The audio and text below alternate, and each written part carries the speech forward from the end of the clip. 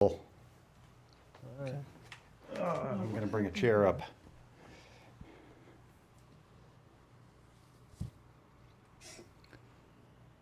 Woohoo! We're live. Hello, everyone. What's up? What's up? Oh, crap. I forgot. Okay. I forgot.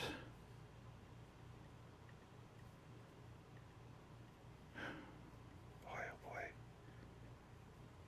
So this is a brand new setup for me here. Replace. Okay. This is what you can't see is the brand new M2 Pro Mac Mini off to the right, and that's what I'm setting up with everything here. Nice. Yeah, it is nice, but it's let's see if I do that. Oh, look it. I can't sit down. Hey, hi everyone. I'll just stand. Oh man. Chick's making angry faces. It's nothing personal, not you. Who's I've got this weird thing where I've got a screen over here that shows the keynote, or will show the keynote, but then I've got to look at the camera. Oh, well, okay, so that's what I was getting at, Chuck. So again, hey Jeff, we are using... Hey, Jeff. Hey gang. Probably helps if I press record too. We are using this new M2 Pro Mac Mini, but I need something to read my notes. And I realized that this morning as I was heading out, I'm like, well, I could get another monitor and set it up here, but I'll just set up my MacBook Pro. So I've got my MacBook Pro here, which is my normal live streaming machine. And then I've got this other machine over here, the Mac Mini, which is currently the live streaming machine. And stuff is just cattywampus. It's all over the place. And I don't know where to look for stuff where I'm used to looking for. It's just a mess. Well, and for some reason, I seem to keep resizing in my window. Because one minute I get it set and then it changes. Very strange. Yeah, I keep resizing in my window, and then the neighbors call and complain, and it's like, oh, I should have closed the blinds.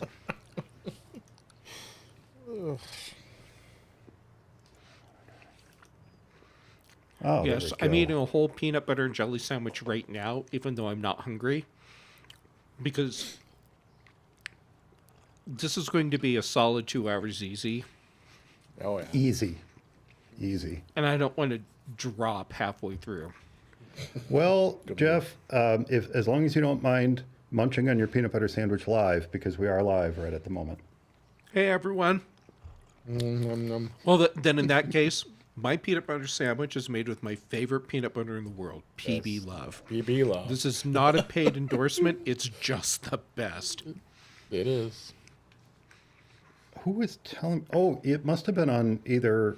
Well, it must have been on one of your shows, either Dave or Chuck, where I heard that before. They actually sent us some a care pack. Mm-hmm. Yeah. Yeah, that was on Mac Voices. Yep. Yeah.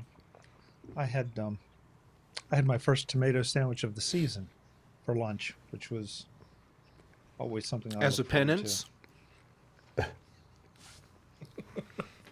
As a penance to what? I don't know. You tell me what you did that made you have to be punished by eating a tomato sandwich. Oh my God, are you kidding? A tomato sandwich is like some of the highlights of the summer. They're nice and sweet. Well, another reason for me to not like summer. Bring on the snow, people. Oh no. No, little white bread, little Hellman's mayonnaise, little onion if you feel risque, fresh cracked pepper and some salt, and you're set. Need to add some bacon. Yeah, you can do that, but then it starts turning into a BLT, and then you lose just the tomato punch. So I do love a really good BLT, but without the tomato on it. So I guess what I'm saying is a bacon sandwich rocks. Yeah. Oh, yeah. Absolutely. Yeah, it was. Don't spoil it by putting that bitter acid fruit on it. Jeez. Wow. He doesn't like tomatoes. There's Apparently Eric. not. Hey, Hello, Eric. can anybody hear me? Hey, Eric. Yep. Hey, good. I don't hear Mike. He doesn't say anything. Oh, I thought I saw him talk. Now can you hear me? Now I can hear you. Aha! No wonder you weren't responding. I had to click this little clicky thing. The little clicky thing Oh, right the there. clicky thing. The clicky thing. Yeah. So this is the general layout we're going to go with, folks. I'm not going to get fancy. I'm not going to do a whole lot of camera switching. We're just going to, I mean, I could at any one point. Oh, let's get a big bite again, Jeff. There we go. Yeah. There Nom, nom, nom. nom, nom, nom. And then Chuck. We have 30 seconds here. Okay, 2 of my switches aren't working. So there we go. The best part of this is we'll be watching the same thing live, but our audio will be out of sync because it's going to start at like 2 seconds off for each one of us. Always does. We need, Jeff, Jeff Yes. needs to learn the cadence of reaction time episodes and get used to the fact. Yeah. Dave is still getting used to this. It's only been 3 or 4 years. He's still getting used to the fact that we might go off on tangents. We might actually talk about something for But I some try to bring you extended in. period That's- of time. And he'll do that. He'll be like, okay, all right, we got to move on. There's something really cool happening. And we're like, but we're talking about this other thing. No, we got to do this. We got to. So Dave's still getting used to that. It started. Okay, no, this checks Hey, out Jeff. completely. See what I got? Same. I got the knockoff. Okay, here we go. We're going here. I'm channeling my Dave Ginsburg. All right, so What have I done? just calm down, everyone. Doing the intro. Oh, wait a minute. Okay, they're going to show a No. video that makes me Hang cry. on. Oh Yeah, no. looks like it. Oh no. We got to start the actual show first. Yeah. I'm Start- trying you to gotta find start. the video. I can't. Oh, here we go. All right. So, you guys can't hear that, can you? Yes, we can. Oh, that What? Oh, yeah. there. How about now? No. I don't need to hear that. It's crap. All right, here we go. I'm going to start the show in 3, 2, 1. It's For Mac Guys Only, episode number 411 for June 5th, 2022. Reaction time. No, for June 5th, 2023. Reaction time. WWDC 2023. Hey everyone, welcome back to From Mac Guys Only, the show for the Mac community, where we share our thoughts and opinions on current Mac news and events. And we are back. We are back for the first reaction time episode since last September. Now, we have been expecting new announcements from Apple ever since then. They've been trickling in instead. We haven't been getting these like big announcements dumped on us at the times that we expect. But we're here. But they We're did start here. us with a super elastic double plastic bubble video, so there's that. There's- Yeah. See, Jeff's already jumping in. I knew that was going to happen. You have Super to jump elastic, in. double plastic. Yes. But yes, here we are back for another WWDC, Apple's annual developer conference, where we expect we're going to hear everything that Apple cares to share. I'm looking at you guys, so I'm not looking at the camera. I apologize. Everything Apple cares to share about the next iOS, macOS, and just for you, Eric, watchOS. But the rumors have been strong. Right. Maybe a bit too strong, that we're also finally, after all these years, going to get Eric's flying car. No. Of course, I am talking about XROS and the Reality Pro headset that has had everyone's tongues wagging the past few weeks. But before we get started on today's discussion, let's turn to this episode's reaction time panel. First up is the co-host of For Mac Guys Only. It's Eric Erickson. Howdy, Eric. How are you? Howdy, Mike. I am well, thank you. And you pretty much said, well, the only thing I had really heard about was the watchOS outside of the headset, which you know how I feel about that.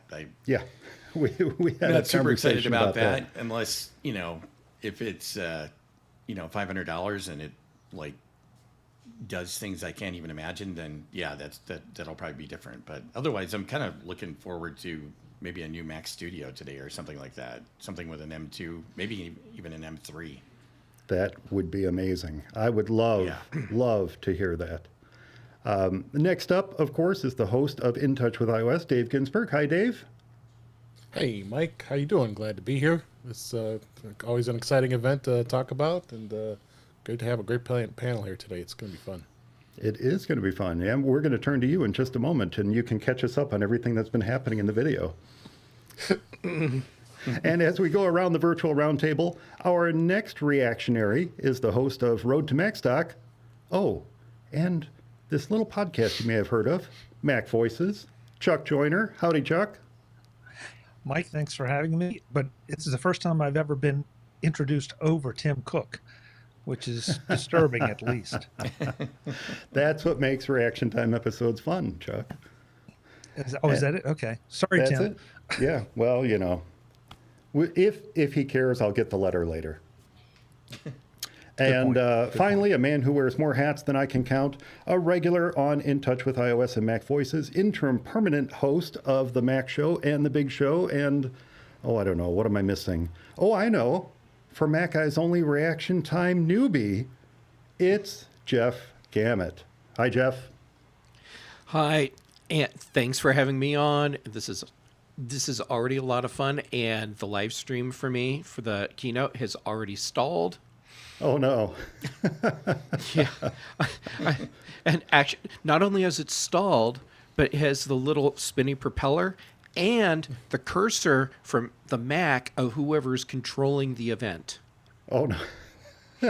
So that's pretty awesome. Well, mine is still running, fortunately. Now, maybe you have to do what I'm doing because I'm running the live stream off this Mac Mini to my right here. I'm stealing Wi-Fi from a neighboring business at the moment to watch the video. So that way I'm not overtaxing the internet here.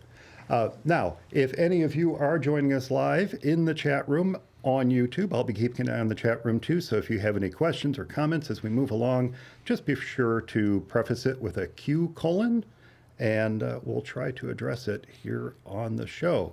Now, as you have all pointed out while I was introducing you, the event has started. Tim Cook has taken the stage, and for some of you, perhaps the video has frozen. So where are we at, Dave? Catch us up.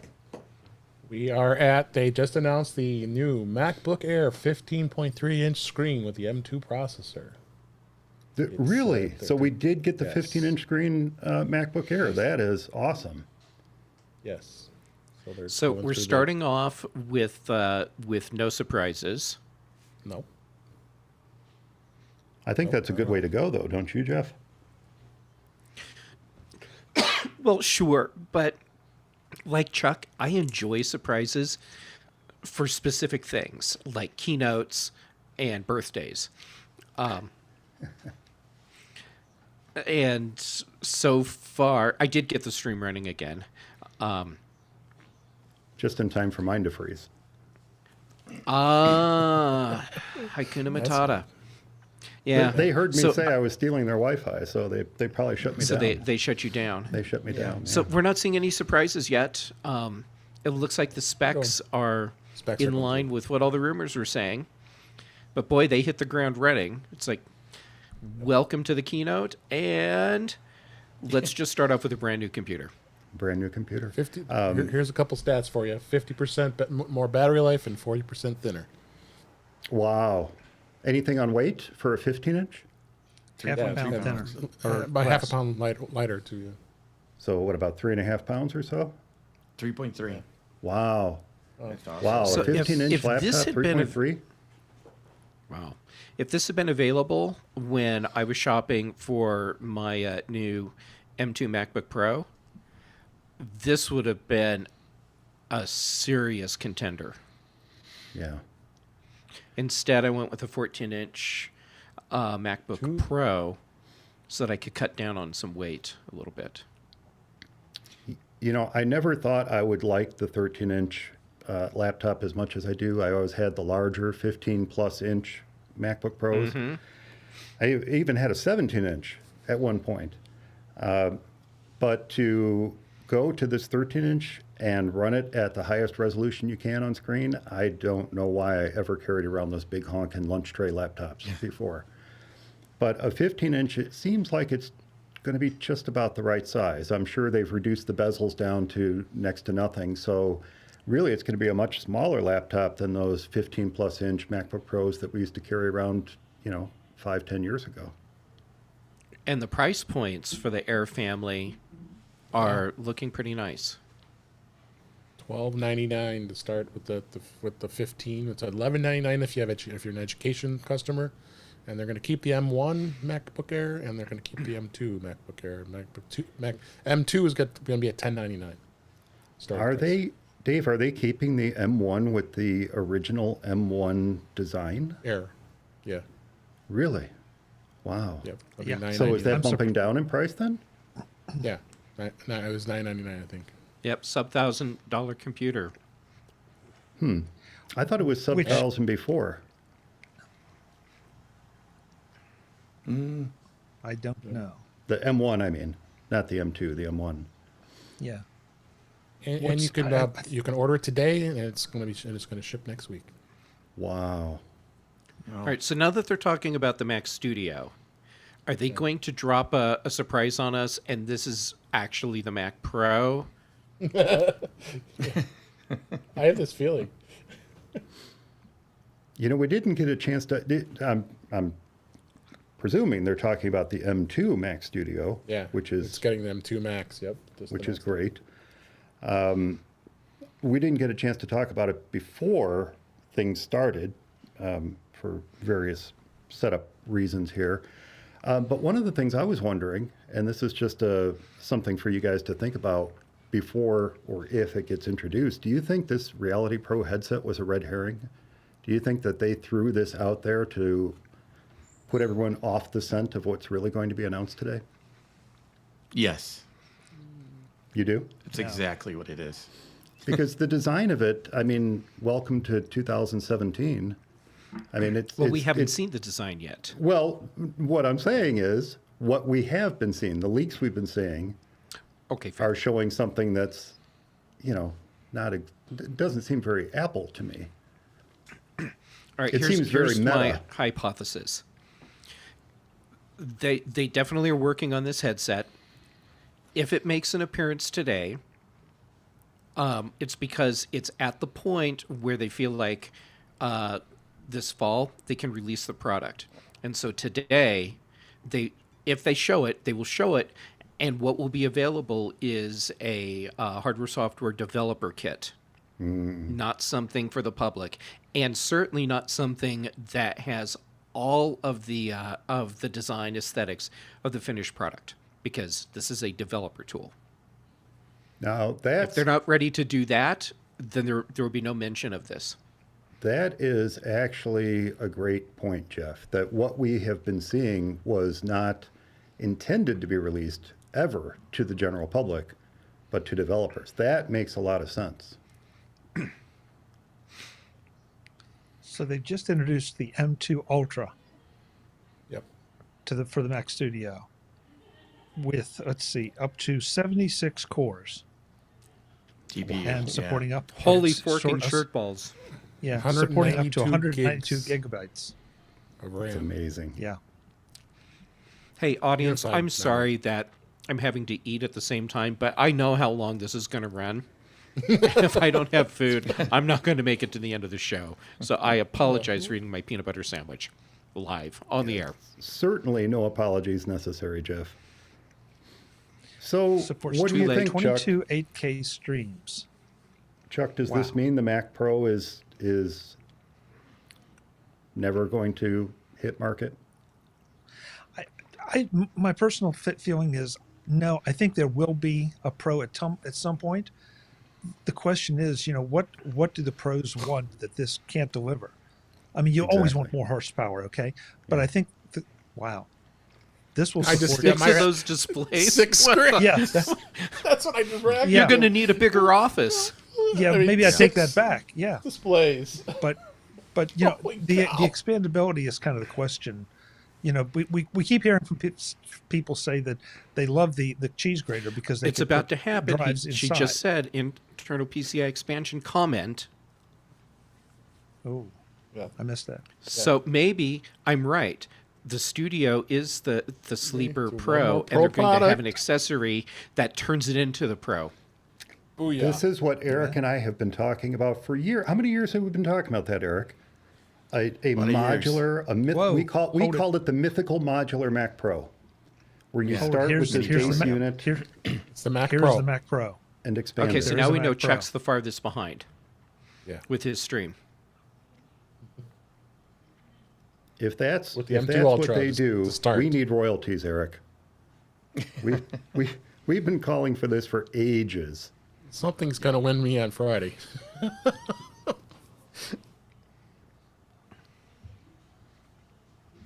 Oh my God. Wow. And it's the same. It looks the same. The cheese grater's the style like it had last time. Yep.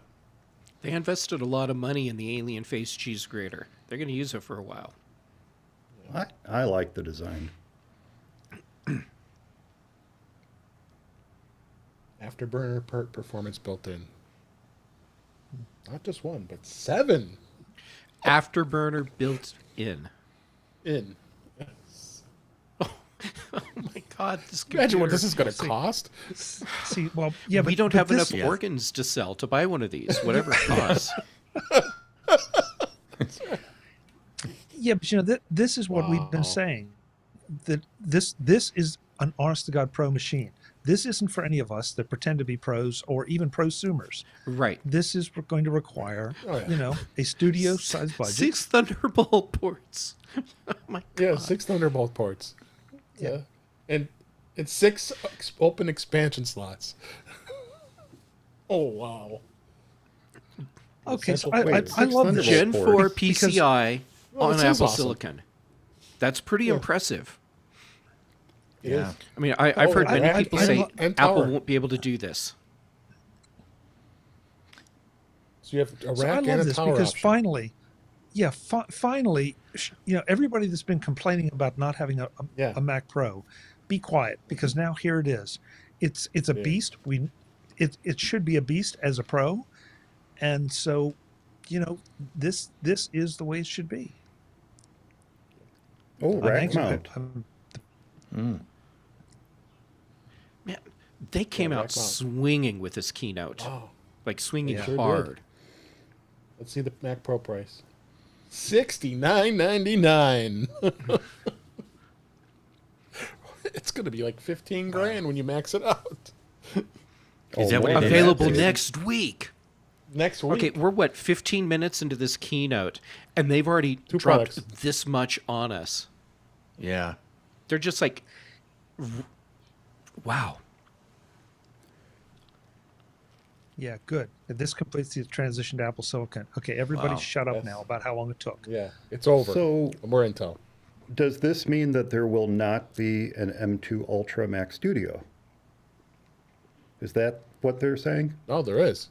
There is. There is. There's an M2 No, there is. Ultra. So Oh, the yeah. They difference announced then it. is the expandability of the Mac Pro. Right. Starting at $69.99 afterburner. is that's a great price point, quite frankly. I'm with you, Chuck. Everything that people have been Yeah. wanting is in this machine, and it starts at $69.99. That's pretty good, Yeah. And frankly. we've only seen this for about a minute and a half here now, but I don't see anything that jumps out at me as, okay, this is where they shortcut it. They didn't shortcut anything, and they didn't shortcut the price, and that's great. Yeah. Well, it is a pro machine for a pro market. If you don't want to pay that price, but you want pro machine, get a Mac Studio. Yeah. Right. Yeah. The Mac Studio is Right. is the perfect pro There's machine Craig. at that level, Jeff. They're going guns blazing here. Yeah.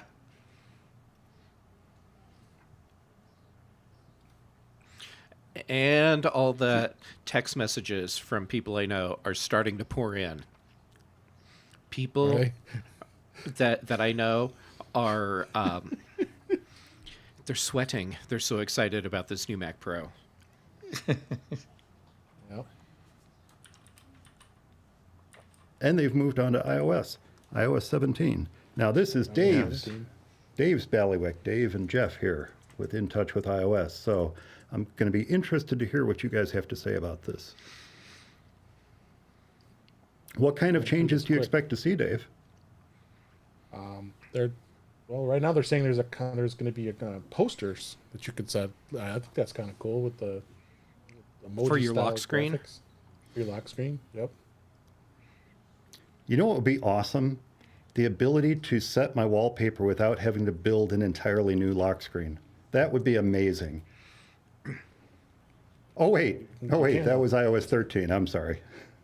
then they took it away from me. I just want to change my freaking wallpaper, Apple. A lot of Okay, so customizations now. look at the hair on the guy and the letters. The alpha channel work that Apple is doing, the masking that Apple is doing in real time on a phone. Yeah.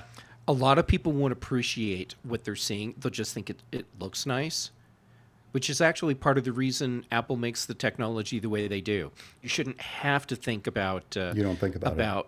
what's happening. It's just, this is cool and I like it. Yeah. Wow. So they have a new developer kit called Call Kit, so they can do more developing on the phone part of iPhone. But now they have live So they have voicemail, call so screening the now. That's nice. Call screening that they read. Yeah. That it actually reads off what the person says.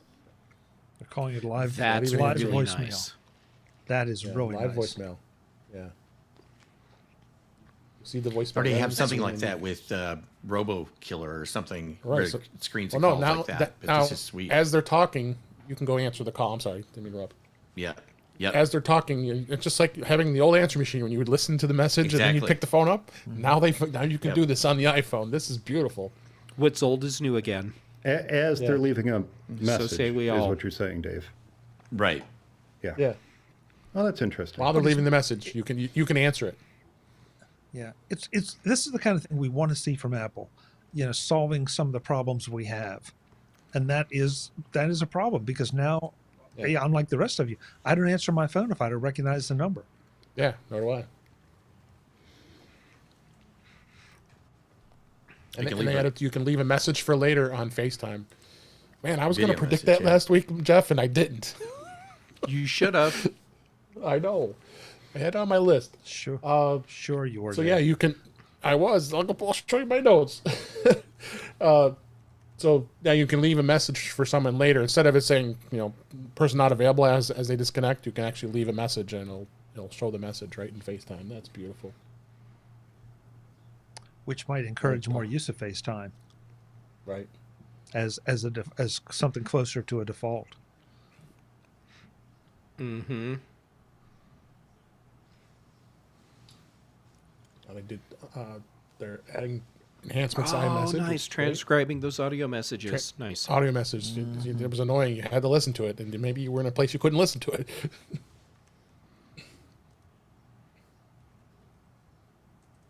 I hope they can turn that on and off. Yeah, I'm 'Cause there'd with be you, times Chuck. that maybe- I'm hoping it can be turned off. Yeah. Yeah, I mean, I like the idea in some situations, but there might be messages being left to me that I don't want somebody to be able to look over my shoulder and see the message. Right. If you're in a place where you're concerned about people looking over your shoulder, you shouldn't be looking at your screen anyhow. Just saying. That's a fair point, Jeff. But if I am looking at it, or if I want to be using my phone, and that comes in, I want the ability to say no. That's probably not a good idea. That's fair.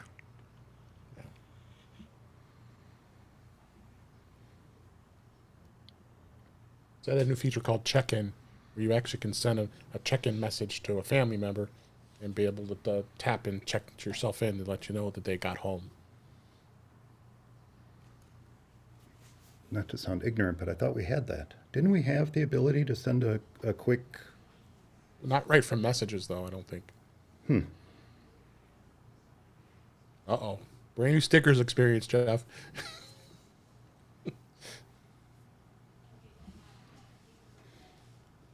Are you a fan of stickers, Jeff? Yes, I even Jesus. had my own sticker pack on the App Store.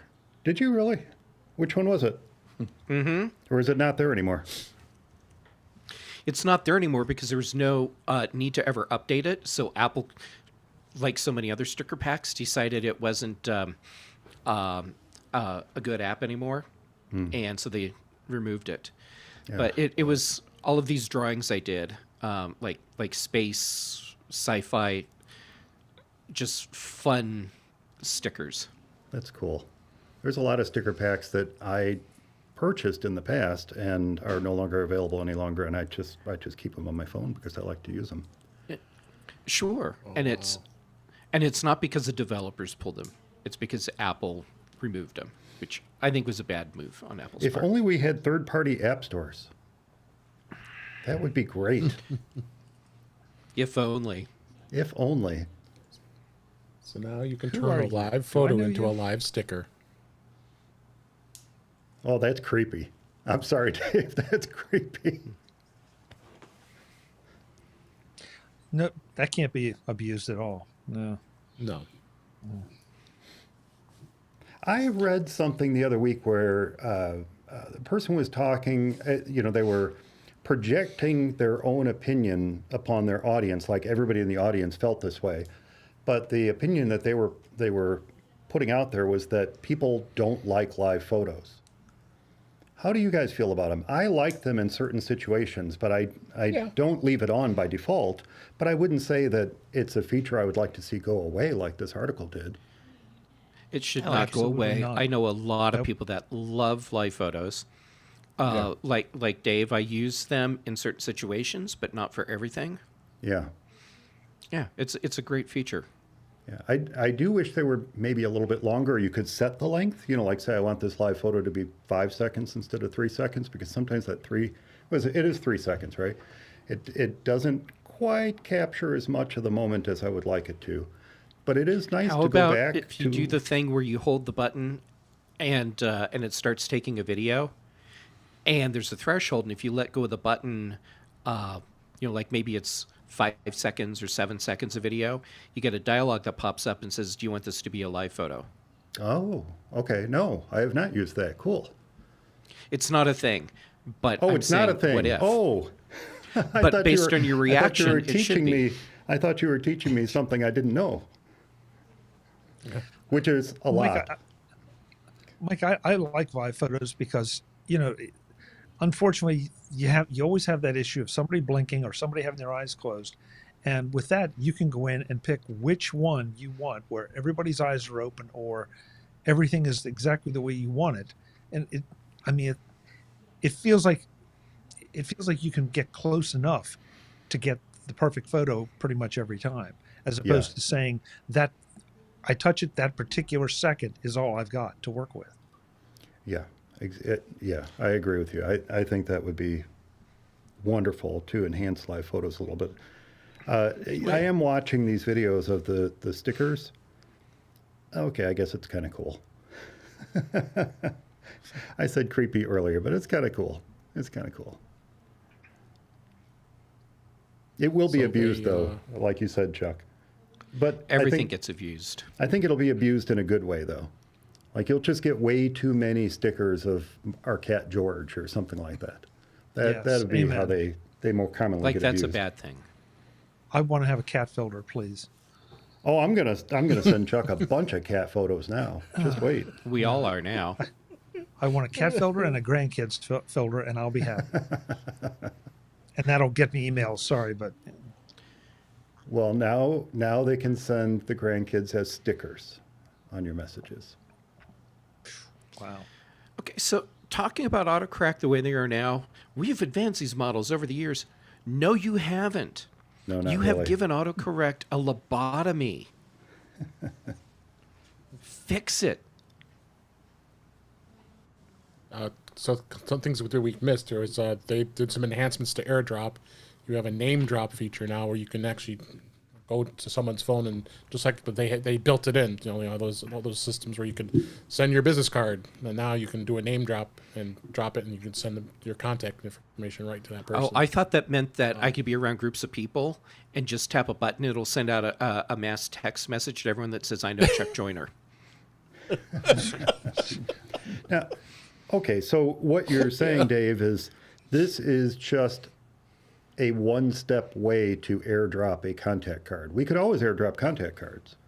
So now Right. this Now is it's a just more one-step way of doing it. one-step And way then of there's doing another. They've enhanced SharePlay now, where you actually can be watching something and put your devices next to each other, and you can share what you're playing, whether it be a video or like someone's running. Like they get an example, and you can take the devices and you can be playing the same song and be able to be in sync while you're working out with each other.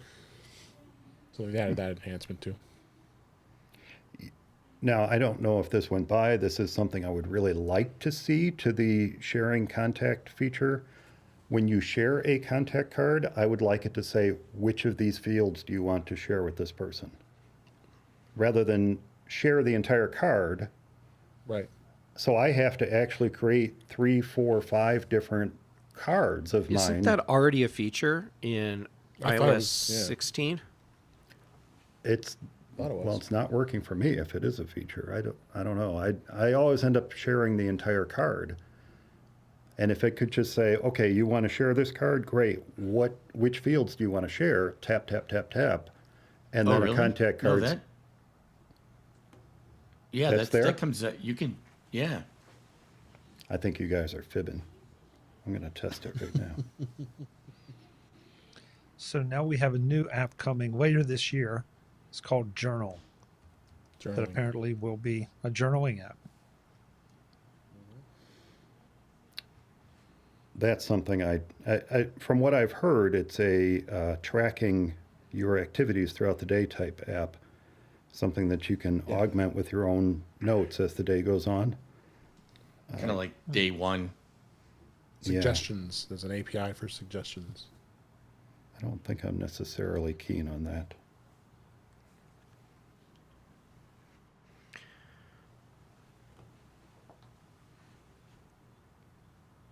You know, if suggestions could tie into OmniFocus, I could see where this could be a useful business tool. Keeping track, like have a journal of what I'm doing with clients or various projects. Yeah. Jeff, I kind of agree with you. I think this still could be used as a business tool. The question is, what can it link to? How can you export out of it? Yes. But yeah, This And is. how granular can remember you the make the rumor. tracking? I remember the rumor they were talking about this. This potentially could Sherlock day one.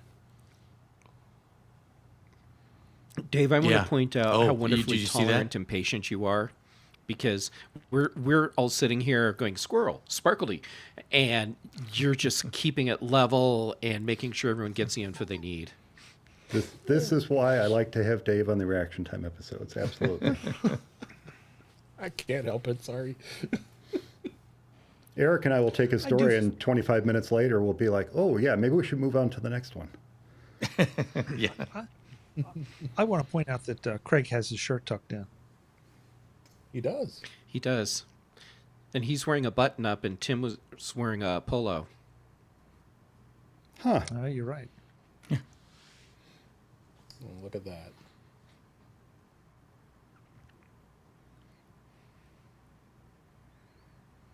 So Suggestions API Okay, so- is part of that journal app, I take it. How long today before we start getting the press releases from companies announcing their new bedside iPhone stands with MagSafe that hold your iPhone in horizontal mode? Just like they're showing right now. I mean, we've had it on the Apple Watch for years. You'd set it when you're charging it, and it's got nightstand mode, but now you got it on the iPhone. And you can have all your mean, I've got photos an come app up and that- just look. They all look pretty. Yeah, I've got an app that I use that does this, just the basic screen they showed, and that's all it does. And I use it every night. And Yeah. now You it's don't going have to to be anymore. interesting to see. Yeah, and there are a lot of things here that, again, how are they going to allow you to customize this? But I like this. Yeah, I like they're- this a lot. This is Live this is another activities are in little there. one. They got widgets. Yeah, there's a lot of stuff. Looks like this can be customized. Is this My, only in the my standby iPhone mode? is already my bedside clock. Yeah. So this could be very useful for me. Yeah. I wonder if that stand is going to be for sale. I bet you. They're showing right now. So this, they call this standby, correct? Yes. And this Yes. is only when the phone is In horizontal mode. and locked, Horizontal mode. presumably. horizontal and locked. So you can't do And horizontal charging, probably. home screens, for example. That's what I No. want. Oh, they finally are really dropping the hey Yep. from Hey Yes Hey's Lady. gone. Hey yes, lady. So now I can say one less word to have the yes lady not do what I want. Thank So you. much more I'm glad efficient. someone else said that. You're such an That, optimist, Jeff. that is my general experience with the S lady is she hates me. She doesn't want to respond and or do anything I ask of her. Oh my God, Them. did I miss it? There's a pets, albums, and photos now. Find my item sharing. Did they talk about that and I was just not paying attention? I don't know, Jeff. I didn't hear it either. I didn't hear you. Yeah, I Dave, didn't see you're that on either. top of everything. Actually. All right, I want to know about Find My Sharing. What would that do, Jeff? I'm assuming it means if I'm at, say, a conference and I've lost my AirPods case and I'm with all my friends, I can just send out a blast to all of them saying, I've lost my AirPods case, and now they're actively looking for it. Something like that. Ooh, yeah, that could be That'd useful. be cool. That would be very useful.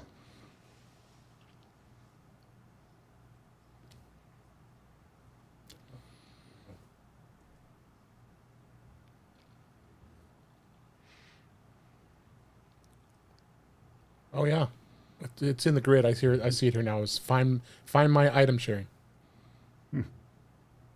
And they're showing a picture of a. So it was there, of but a they just didn't talk AirTag. about it. Yeah, they have a picture of an AirTag in the grid. Yep. They've moved on to iPadOS now. Or Jeff finding the lost dog. You know, the dogs with the air tags on their collars. And Right. so now the dogs run away and you're trying to use your own iPhone to find the dog. But now you can, as you said, send a message out to your friends, family members, community members, and say, hey, Fluffy's missing. Help me find him. And then they all say, That's but a I have a feature. Samsung. Oh, That's a feature I want. I want to be able to just reach out and have my iPad come to me, Right. snap into my hand. I like that. That's, Yeah. That's the We need best feature of iPadOS 17 so far. you know that there's somebody need that. standing there behind the green screen, Chuck, just like holding the iPad out, handing it to him. Thanks No, for I think ruining that's the a new magic feature. for us. Yeah, I think that's a new feature. All right, let me try it. Let me try it. The Mjolnir, Here we go. the Mjolnir feature. Oh, look at that. See? Yeah. It worked.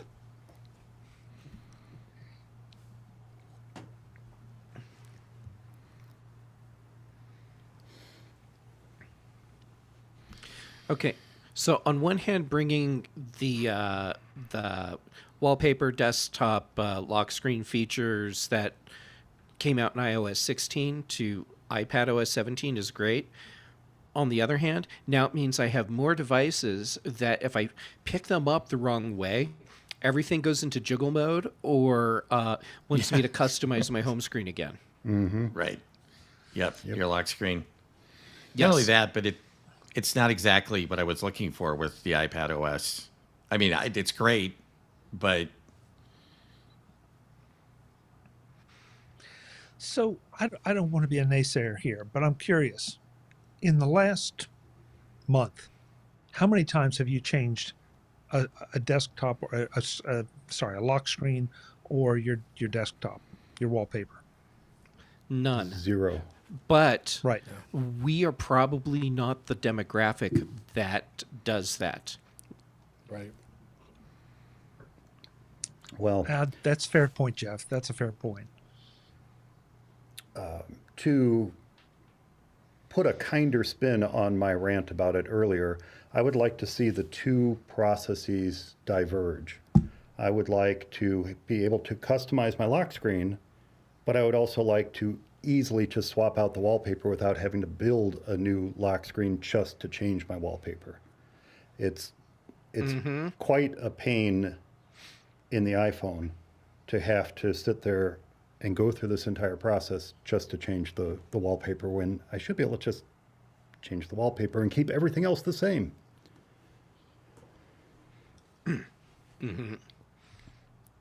And I agree with you, Jeff. I'm constantly putting my phone into lock screen modification mode. I don't know. It must be Yeah. how I grab it No, out of I- my pocket or something. yeah, I don't know why they can't fix that. Oh, Eric, they did fix it though. If you remember, on my iPhone 8 Plus, the process of modifying the lock screen didn't work at all. So There you go. there you go. So what you have to do is you actually have to regress to the older iPhones with the Touch So ID. it's a hardware patch. It's a hardware patch. Yeah, it's a You hardware have to go back patch. to a Touch ID phone, and then it doesn't work at all. So there you go. Yeah. All right. I like seeing health available on the Brought to the iPad. Having the bigger display to look at all that information is nice. That would be handy. Yes. Yeah. Now, show me more stuff for pro users. I know, that's what I've been thinking the whole time. The only thing that's really gotten me excited is the multiple timers. Okay, that's sad. Jeff, Wait a Jeff, minute. did you mean Multiple timers. pro iPad users? Pro iPad Did you mean users. pro iPad users? Oh, okay. I misunderstood. Okay, I thought you meant pros in the in the health app. Oh, no. Oh. Pro iPad users. Oh, okay. I didn't know you were a I medical mean, maybe this professional. That's why I PDF was discussion will make me happy. Oh yeah, they got autofill features. that Okay, they've enhanced. autofill in a PDF. I'm that's listening. If you need to sign it, you can scan it with the Apple Pencil. You can right on the scan fly. it. Okay, yes, yes. You complete your more, and then you can put it into the. It also works within the Notes app too.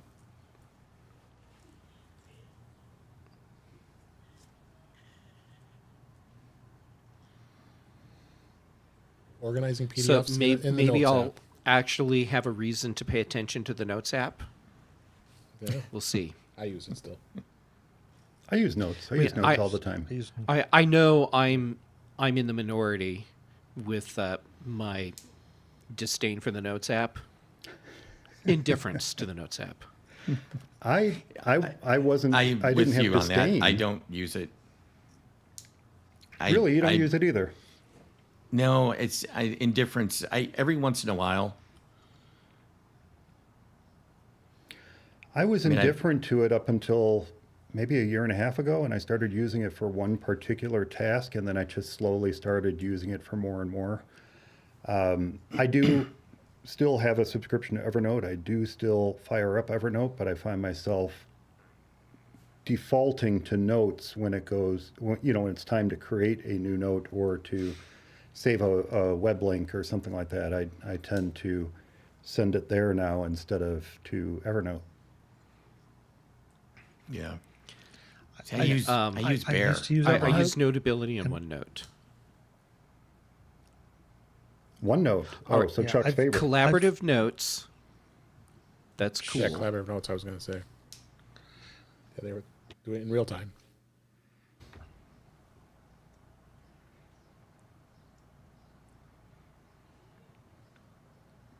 Notes is such a a notes program, excuse me, not Apple's Notes. It's such a personal thing because of the way you use it. But Yeah. I found Notes, the more I use it, the more I either it can adapt to what I need, or I can adapt to what it will give me. And then I don't have to bounce it between multiple applications. I think the thing that turned the corner for me was how well it would. I hate to use the term OCR because that's not really what it's doing, but how well it would transcribe my chicken scratch into text. I thought that just blew me away. It was an amazing job it does. Even when I purposely tried to fool it, it did a really good job of converting it to plain text, and I was kind of sold. So, okay, I'm not overly impressed or wowed with the iPadOS announcements. I mean, there were some nice things, but they didn't send a message to me that says, we're really focusing on making sure that iPadOS has the tablet features that you need as a tablet user and makes the iPad Pro even more of a pro user device. Right. Kind of a letdown. But I don't disagree, Jeff, but what are you looking for? I'll let you know after the State of the Union, because my guess is that that's where we'll hear stuff that makes iPadOS. Oh, it's Sonoma. Why didn't I guess Sonoma? I guess Balboa. Sonoma. macOS Sonoma. Anyhow, I waited. anyhow, Dave. Chuck, I can't give you a solid answer on iPadOS. It's one of those things where when you see the features, you're like, that's it.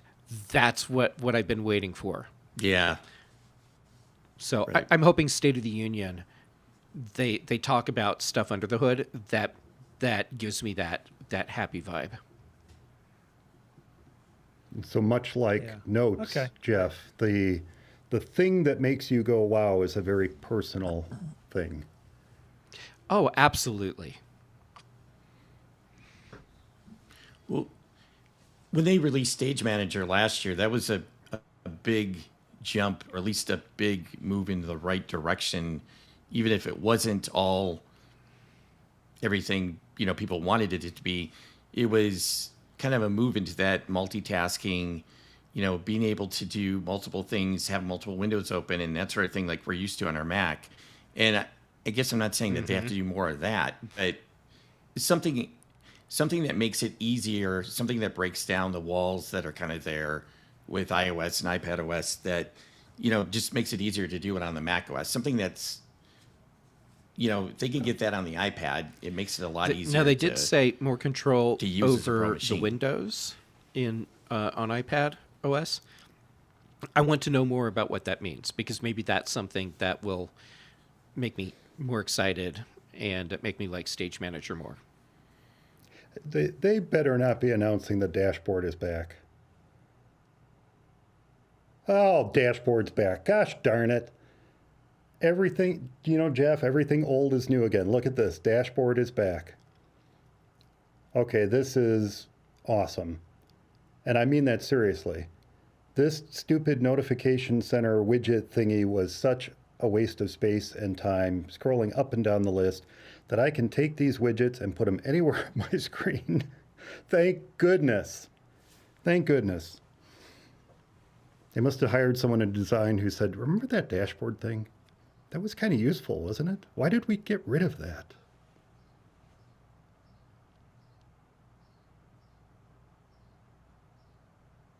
Of course, Craig is no doubt, I have the volume turned off. He's no doubt talking about how amazing this innovative feature of putting widgets anywhere on screen is. Did I lose you guys? I did lose you guys.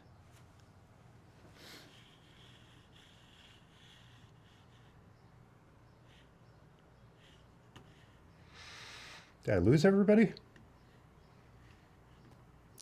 Oh, yes. Okay, well, there's Jeff. We back.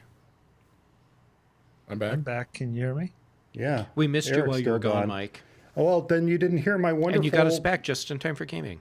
Did you hear my wonderful thing about dashboard? No, you probably didn't, did you? Nobody was No. commenting. It froze, Oh, yeah. man. I was just saying, Craig is Hope no you're doubt... recording it. It's going out live. It never stopped going out live. I was just saying, Greg is sitting here saying how innovative this is, that you can now take widgets and put them anywhere on screen. And that they must have hired some designer back into macOS who said, you remember that dashboard thing? Remember that? That was kind of cool. Do you think maybe we should like bring that back to Sonoma? Yeah, but dashboard was, to be fair, Mike, dashboard was a specific mode in and of itself. If I've understood what Craig was saying, that means you'll be able to drag them out and put them on your on your desktop, live, as opposed to having to call them up separately. You know what? I think. Oh, might be back. Oh, man.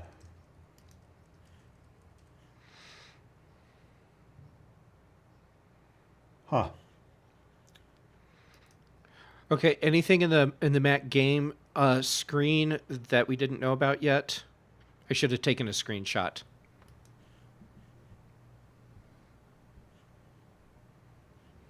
Well, we're still recording here, but it's saying that we're having an internet issue now, which the whole reason I came here was because it has much better internet than I have at the house. All right. It says it stopped streaming, but then again, it says live again. Huh, interesting. We're live now. We're back. It's disconnected twice now. Yep, I'm back. Annoying. I'm back. All right. Where are we? Forget that whole dashboard thing. We're in That's all in the games. past now. Where are Philip we is at? showing off a game. Yeah.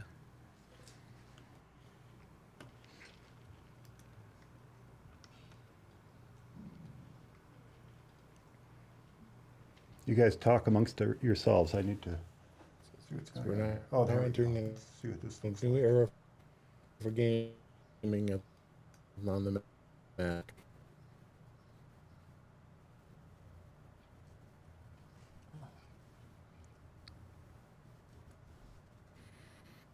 Outstanding. I think frozen, guys. I don't know if you can hear me or not. Death's Stranding. Now, as someone that's not a big time gamer, I'm assuming for people that are, this is like a holy forking shirt balls moment. I mean, the animation. Well, this is just breaking down all over the place. Oh, man. The I think Jeff was saying that the graphics on this are impressive. I don't know, to say the least. Yes, as the connection was dropping out, I was saying just that, Chuck. Yeah, I mean, at first I was like, "Is that Yeah. a video, or is that a movie, or is that?" You know, Yeah. The animation's incredible. yeah.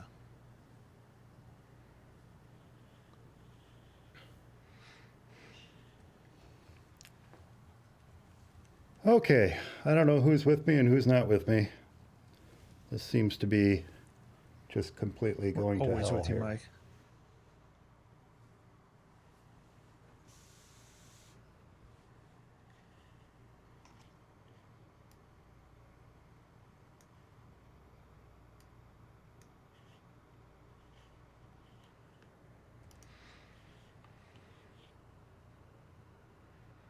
Jeff looks like he's still there.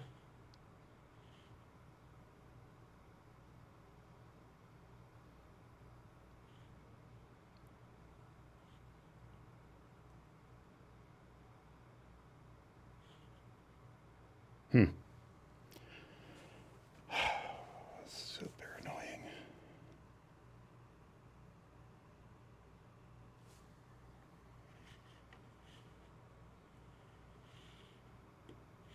Well, folks, I don't know if we're still live or not. It claims that we're live, but I'm not sure.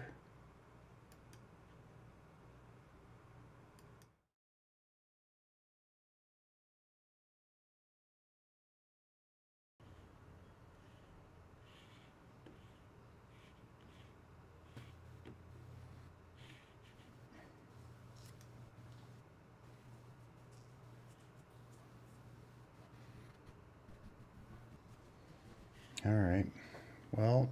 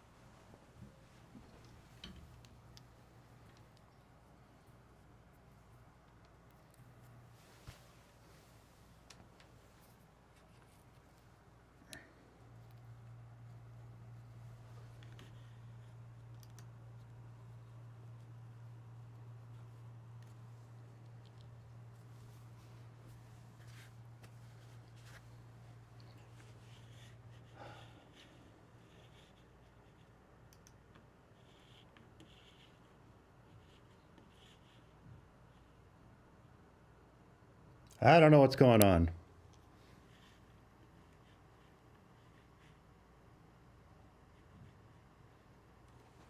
Can you hear me now, Chuck?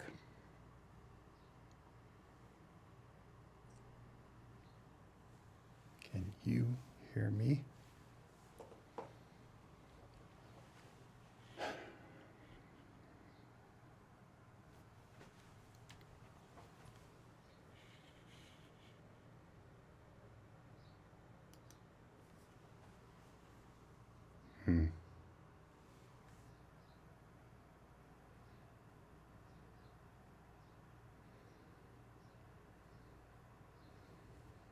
I don't know what the heck is going on. I think internet is dropping and coming back.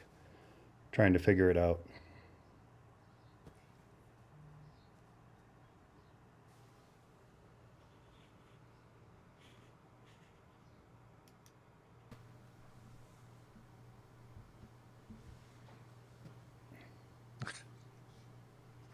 Now who's there? Who's there and not there? I'm here. All right.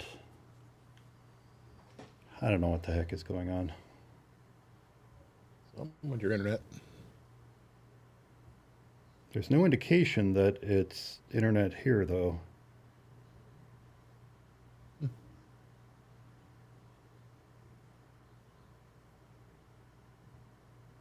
Yeah, I've got more than enough bandwidth according to this, according to the bandwidth check I just did. I just see Eric with a smile on his face. I don't know if he's there or not. I'm here. Did you hear me? I'm here. Yeah. I'm here too. Well, folk, oh, you're here, but I'm not. I don't see you. My camera's on. Yeah, I don't see you either.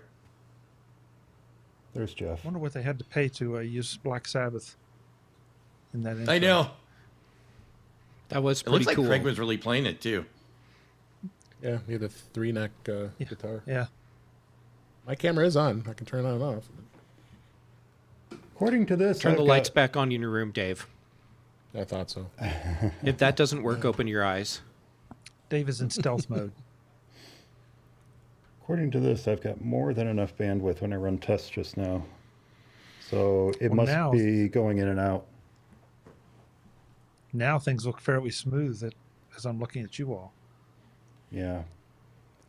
Yeah, my Bandwidth camera's on. stats look a little better now. We should be going out live, but this is completely gone out the window. So I'm going to let you guys take over. What's going on?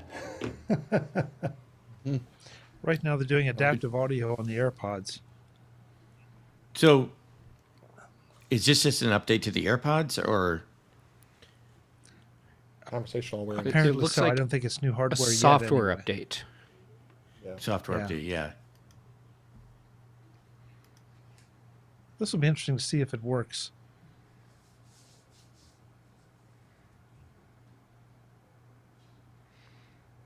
They're nearing So the what hour is mark that? now. What is that adaptive? Was it adaptive audio? You said. Yeah. Yeah, it apparently so- designates the sound in front of you. So if you walk up to me and I'm wearing AirPods, it'll drop my music, or it'll kick in more if you're walking by a leaf blower and increase the noise reduction. Oh, that's very handy. Right. It'll Yeah, actually, if it like, works, it should be tune out- fantastic. Yeah. There I am. I got you back, Dave. Sorry about that. It looked like you were connected twice, so I dropped one and brought the other one in. Ah. Apologies to all of you and to anyone who's watching this after the fact. Live happens. It does. So we've moved on from Sonoma, no doubt. I don't know if anyone was paying attention to what Apple was announcing. We were talking about the widgets.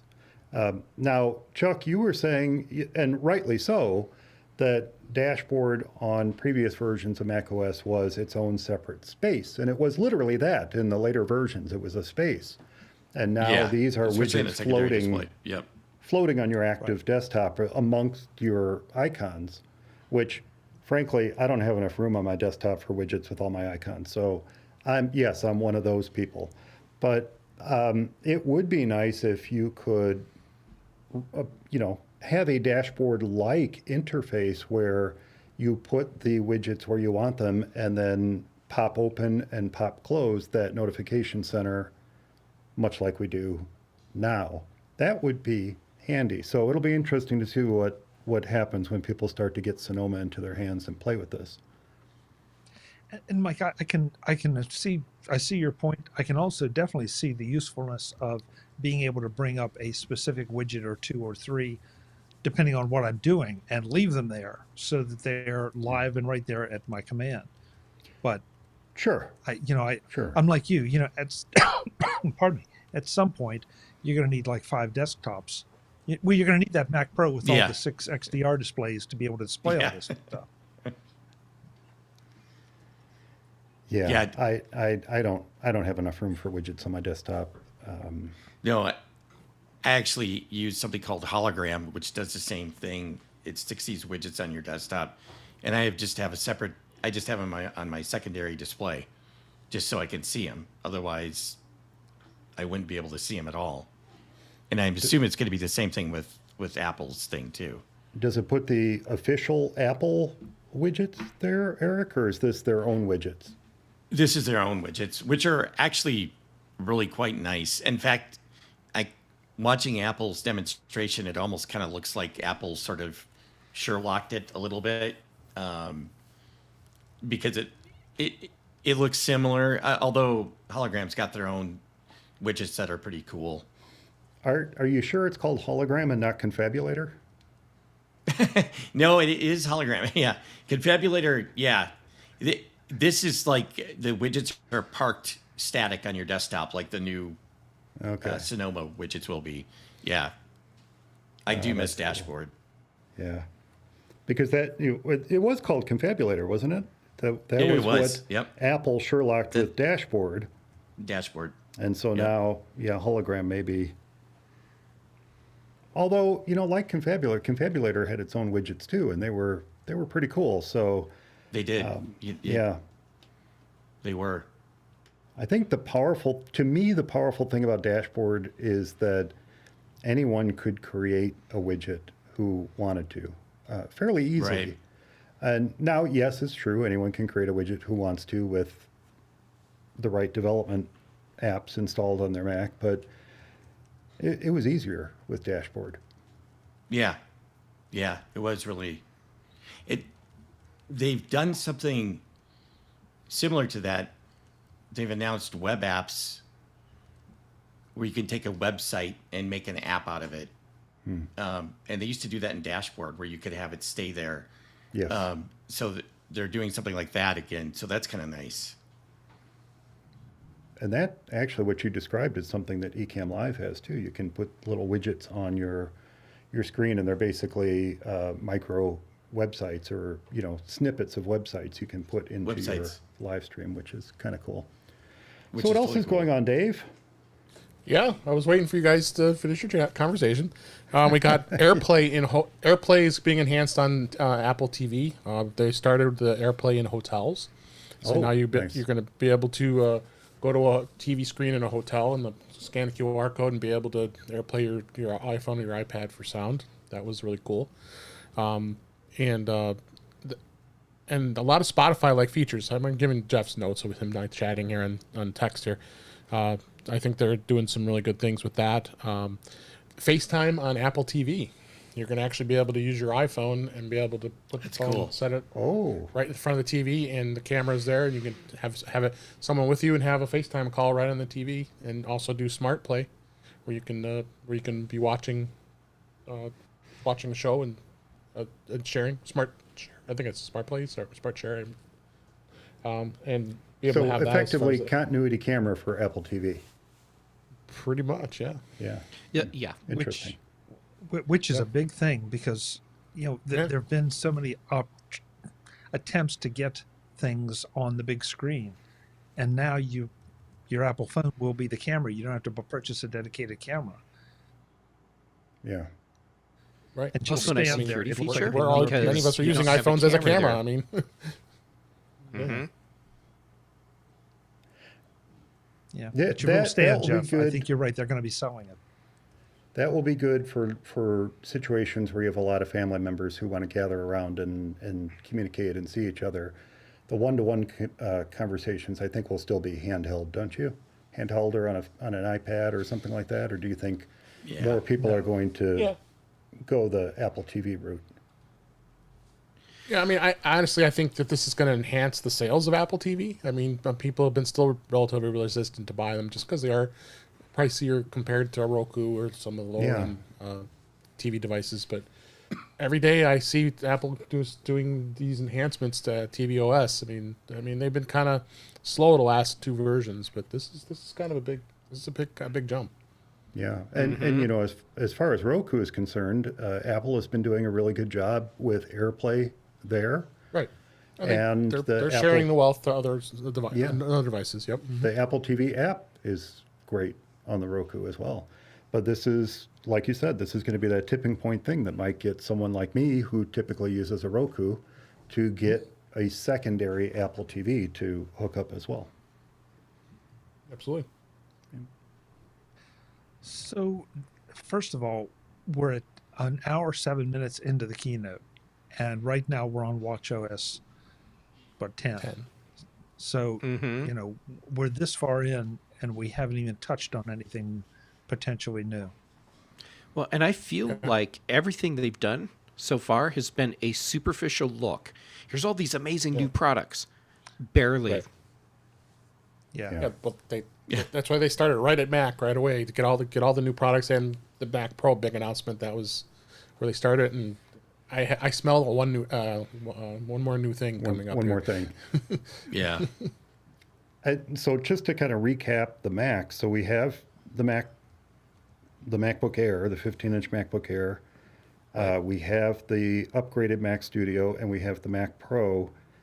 Did the iMac come up at all in that conversation? Nope. Did I miss it? It did I not. saw they were using Nope. iMacs for their demos, but Nothing. nothing.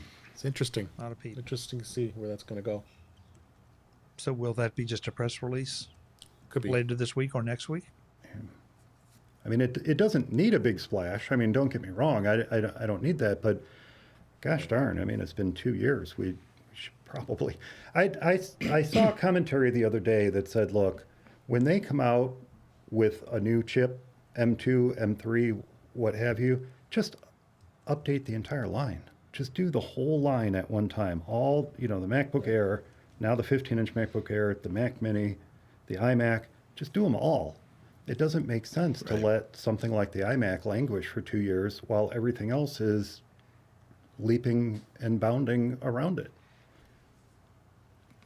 Does that make sense? Yeah, Or doesn't make a lot of sense. It does, so- but at the so- same time, go ahead, Chuck. Go ahead, Jeff. No, go ahead, Jeff. Go. Okay. It makes sense, but at the same time, is the iMac actually languishing? This is more of a thought thing as opposed to a statement, because the current iMac lineup is incredibly powerful. So, does it need to have an update just to be able to keep up with the software, or no? Better way to phrase it. What's a valid reason beyond it just hasn't been updated in a while for the iMac to be updated? I think from my perspective, the reasoning comes when someone asks me which Mac they should get. And if it's a home user, that default answer is often the iMac. They're moving from Windows, or they're moving from something else. They want a desktop Mac. The go-to Mac is the iMac because it comes with the keyboard, it comes with the mouse, it comes with that gorgeous display. And when Apple hasn't updated it in 2 years, and we've seen the updated Mac Mini, we've seen the updated MacBook Airs and the MacBook Pros, it's incredibly difficult for me to recommend that iMac to someone versus a Mac Mini with a separate screen and keyboard and mouse when I feel as if any day that M2 is going to come out. So that's my perspective on it. It's not an easy recommend. Now, for a general day-to-day usage, sure, it's a great computer. It's a great computer. It came out. It's still a great computer. But any day, isn't Apple going to update it? And if so, where is this person, who just bought the M1 iMac? How are they going to feel when Apple comes out with this M2 that's the same price point, new colors, colors don't really matter, but new colors, new processor, not twice as fast, but sufficiently Better performance faster, improvement. sufficiently faster than the previous generation at that same price point. I don't know. It's just to keep the line. I think some people would be Relevant. really annoyed. I think a lot of people in the target market for iMac wouldn't care. Yeah, maybe. Yeah. Would they even know, Jeff? I'm Oh, with that's you. a good point. Would they even know? Yeah. Yeah, I don't. I mean, and listen, this is always a problem buying computer hardware of any kind, anytime. That yesterday it's one thing, today it's another, and it got more powerful and potentially cheaper. No way around that. It just is. It just is. Yeah. I don't know. 2 years seems like a long time. It feels like unless there are engineering issues, I'm a little surprised that we haven't seen something above an M1 in an iMac. Yeah. Yeah, You know, that just seems to odd. jump to the M2 or the any of the M2s, maybe maybe not, I don't know, but the M1s, it seems like they could at least put a Pro in, maybe not a Pro. Max or an Ultra, but Right. so Mm-hmm. And certainly they could have an M2 in there. It's, however they need to do it. I mean, if they can put one in a MacBook Air, they can certainly put one in a 24-inch iMac. You would Yeah. think. I think it's a do question. think it's that it's Then, hard to no. recommend They're ready because you by think next. they've got to be releasing a new, M2 one soon, but then they don't. And so when people ask about it, I kind of see what you're saying. Maybe they're not going to. Maybe there will never be an M2 iMac. I mean, it could be that the next iMac refresh comes with an M3. Yeah. Which Right. I've heard. I've heard plenty of people say that. And said Well, the same on a thing about the side Mac note- Studio.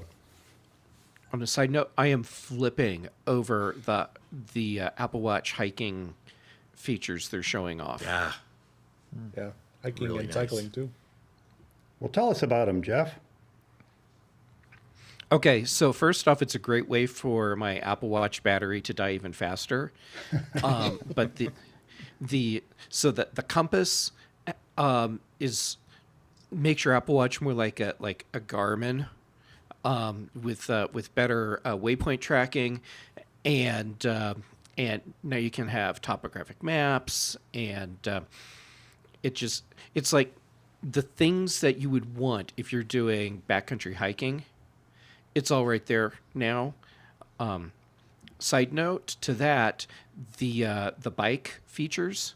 So hop on your bike, and now your Apple Watch replaces your Garmin bike computer, and it automatically starts tracking your bike ride. And I want to see more about that, because if it supports legs, then not your physical legs, your leg in your ride, then this becomes a feature that makes your iPhone and Apple Watch a viable alternative to buying a dedicated bike computer. Are these only on the Ultra, Jeff, or are these features coming to the other watches? Do we know yet? I don't know. Well, like the basic tracking stuff, that'll be across everything. But like the additional waypoints and the maps, I don't know. They might have said, but sparkleties. I was already thinking of something else. And you were saying something a moment ago, Dave. What were your thoughts? I just said cycling was another thing that they were talking about. The other minor stuff, they did add some new watch faces, include everybody got all excited about the Snoopy watch face now. The Snoopy watch face looks fun. That does look Yeah. fun, where Snoopy's typing at his typewriter, throws the paper and animates and goes along the watch. That's pretty second awesome. hands. Yeah. And So Woodstock they're too, hands right? on this. Woodstock there too. Yep. Well, I'm still waiting for Apple to introduce the Goofy watch face. Anyone remember the Goofy watches? The actual, mechanical watches? Yes. Where the Yeah. hands move backwards? Yep. That, I would love that on the Apple Watch. Well, so right now they're talking some health stuff. When notably, they have some things with mental health that can help you, seeing how you're feeling and all that through the Apple Watch, which is kind of neat. Yes, being able to log how you're feeling on specific days, Yeah. I think that's just great. I imagine the interface is, I don't want to say simplistic in that when you are logging information, you're doing it through some sort of symbology is how you're indicating how you're feeling, that Right. sort of thing. Yep. Yeah, this mental health survey thing that you can do, so you can Yep. get an idea about your about how likely it is that you're experiencing anxiety or depression. That looks really interesting. It does Wait, actually. vision It health? looks really nice. Vision health, yeah. So Okay, now they totally have my attention. Myopia.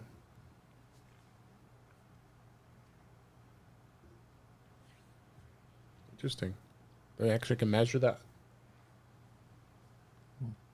With the, I don't know if with the watch, or how it can sense that.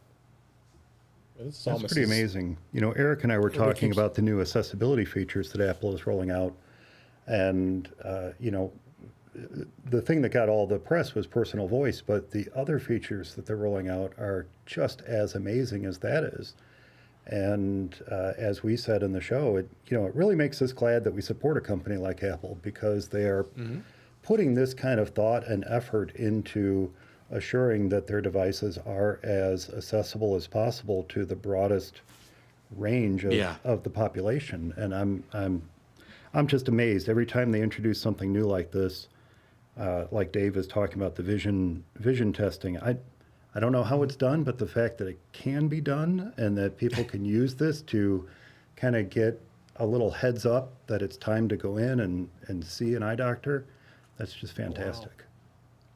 So they just showed screen distance. It actually tells you if the child, this measure for children, It'll warn you. You're too close to the screen through Face ID. Wow, Oh, that's great. that's cool. And most people are, Dave. Most people are too close to the screen. Yeah, they are. A couple other things I did mention is the motion. They were showing some simulations. One of them was your golf swing, with the Apple Watch, where it's got the motion sensor now. It's added. Because I saw someone in Mac Voices Slack, Chuck, mentioned it, and now you can improve your golf swing. So Yeah, I was making notes on that as they were talking. Yeah, Yeah. your wrist, I rotation. knew Yeah, I knew that'd be something you would be really interested in. yeah, Anybody, I mean, yeah. The heck of all this. Nobody wants to track my emotions on the golf course, but I want to track my wrist rotation. yeah, make sure you're not. You know, It's supposed to be a They just showed relaxing the- time, Chuck. they just showed the feature quilt again with the watch, all the new watch features, and the hiking, the topographical stuff. They do have a Apple Watch Ultra pictured for those, and it does Okay. look like the other ones are the normal Apple Watch. So I wonder if that's a key to showing. I think you're right. What's what? Okay. Yeah. Now you have a Watch Ultra, right, Eric? Yes. Yeah. How many of the rest of you have a Watch Ultra? He's the only one. Do you, Jeff? Sorry, I was totally wrapped up in watching Air Force One and missed what you said. Do you have an Apple Watch Ultra, Jeff? I do not. It's too big for what I want for daily use, and what I would want for it, I can't do in the winter. Okay. Meaning, like if I'm out snowshoeing or something, Right. I want to still be able to track all of the stuff that I'm going to track, but I want to see the watch at the same time. You can't do both. Are some of the features that they announced today enough for you to consider getting one, or is that I would love to have one, but I won't consider getting one because the if, size? you have to put it over your coat in the winter, so I Oh. can't do Oh. like Okay. heart rate tracking and stuff. Oh, that's a good point. Yeah, that's a good point. So we have one more thing. At The an last hour, time he said 22 one more minutes. thing was the introduction of the Yes. Apple Watch. Yep. As we predicted. Here we go. Entirely go. new AR platform. Goggles they are.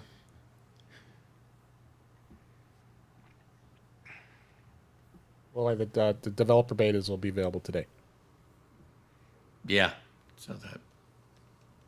and the public beta in July. Okay. 4 forward-facing cameras, downward-facing cameras. Stem like Oh wait, a- maybe there's more than watch. 4 forward-facing cameras.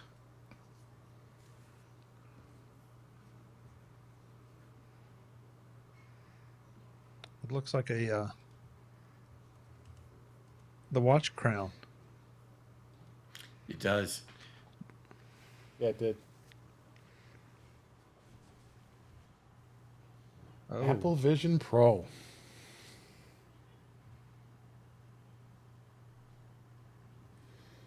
Oh, this is an interesting comment. Someone wrote, "It's the first Apple product you look through and not at."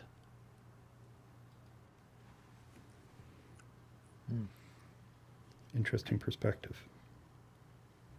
Twitter's blowing up right now.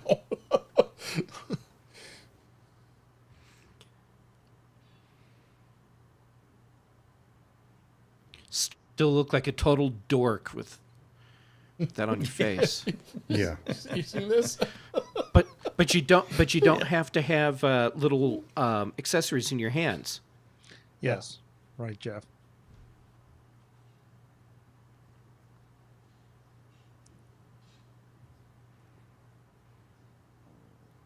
Wow.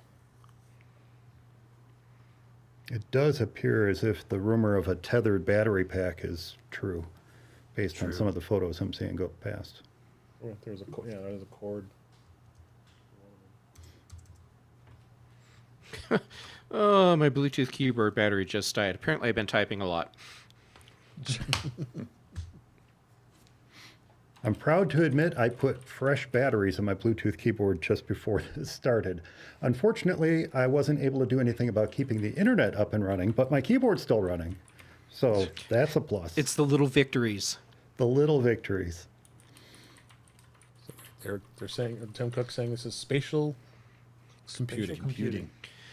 So far, this looks very pretty and very sexy. What about people like me that have to wear glasses all the time to be able to function? And saying, Jeff, I "Oh, couldn't- it adapts." I couldn't tell if it would go over your glasses. It looked I like couldn't it tell might. either. But the fact that they have someone introducing this who is a the glasses wearer Alan gives me a Dowd little is bit of hope. Yeah. You know, I wonder if it doesn't have something similar to what you get on a traditional camera, like a DSLR, where you Gotcha. can adjust the focus Just- of the viewfinder for when you're wearing That would be glasses and not nice. wearing glasses. Yeah. Yeah.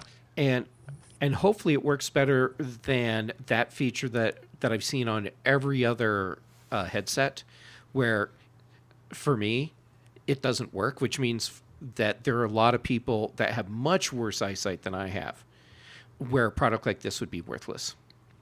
Yeah. Where instead Jeff, it should be liberating.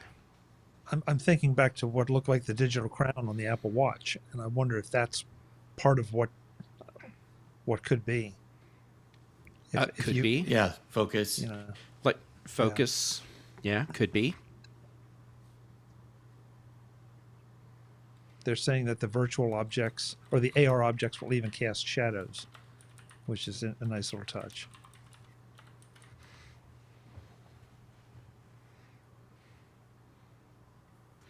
So there's like showing messages in, an app. But so then how do you type a message? You just start typing on your legs? I mean, I don't understand.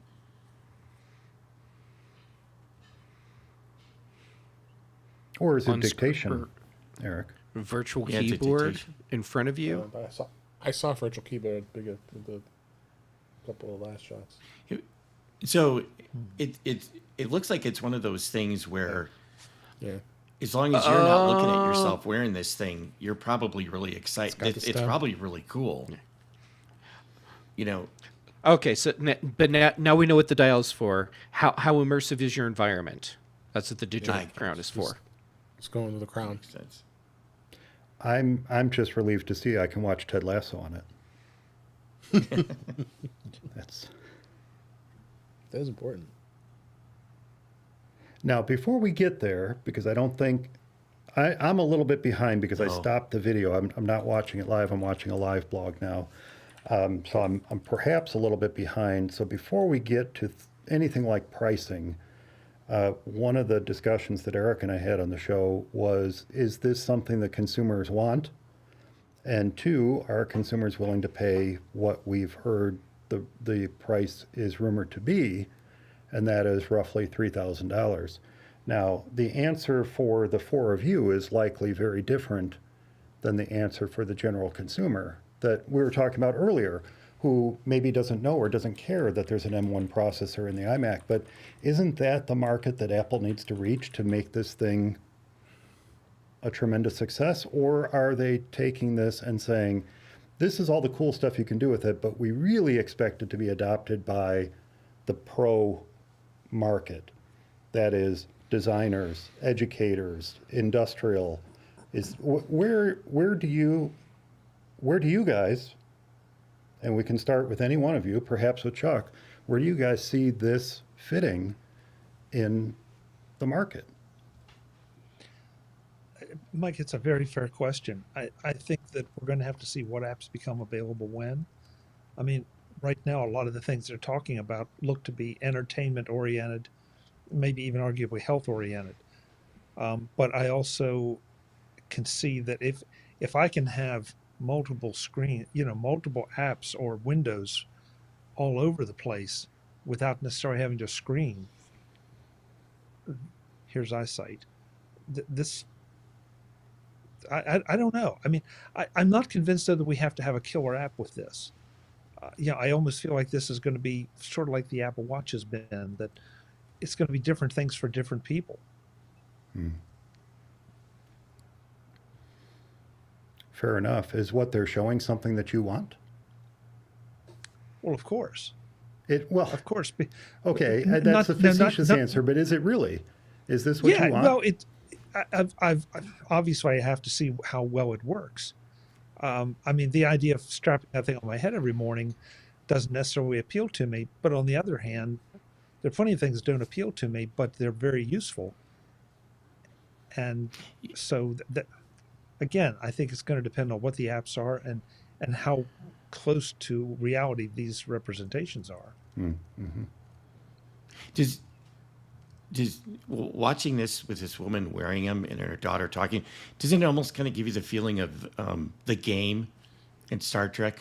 Remember that, where they put this headset on and everybody got addicted to it? Just kind Yes, of and only Wesley was able to avoid the problem. right. Avoid the problem. Right. There was a similar storyline in Supergirl, actually, on the CW, where they had yeah? these augmented reality contact lenses that they would pop in and disappear off into different worlds. What Okay, about you, Jeff? what they're showing- Is this glasses? The glasses issues aside, which I assume Apple has thought about that. We have to assume they thought about this. Right. But I mean, well, glasses the main issue aside, presenter is this- wearing glasses, so yeah. Yeah.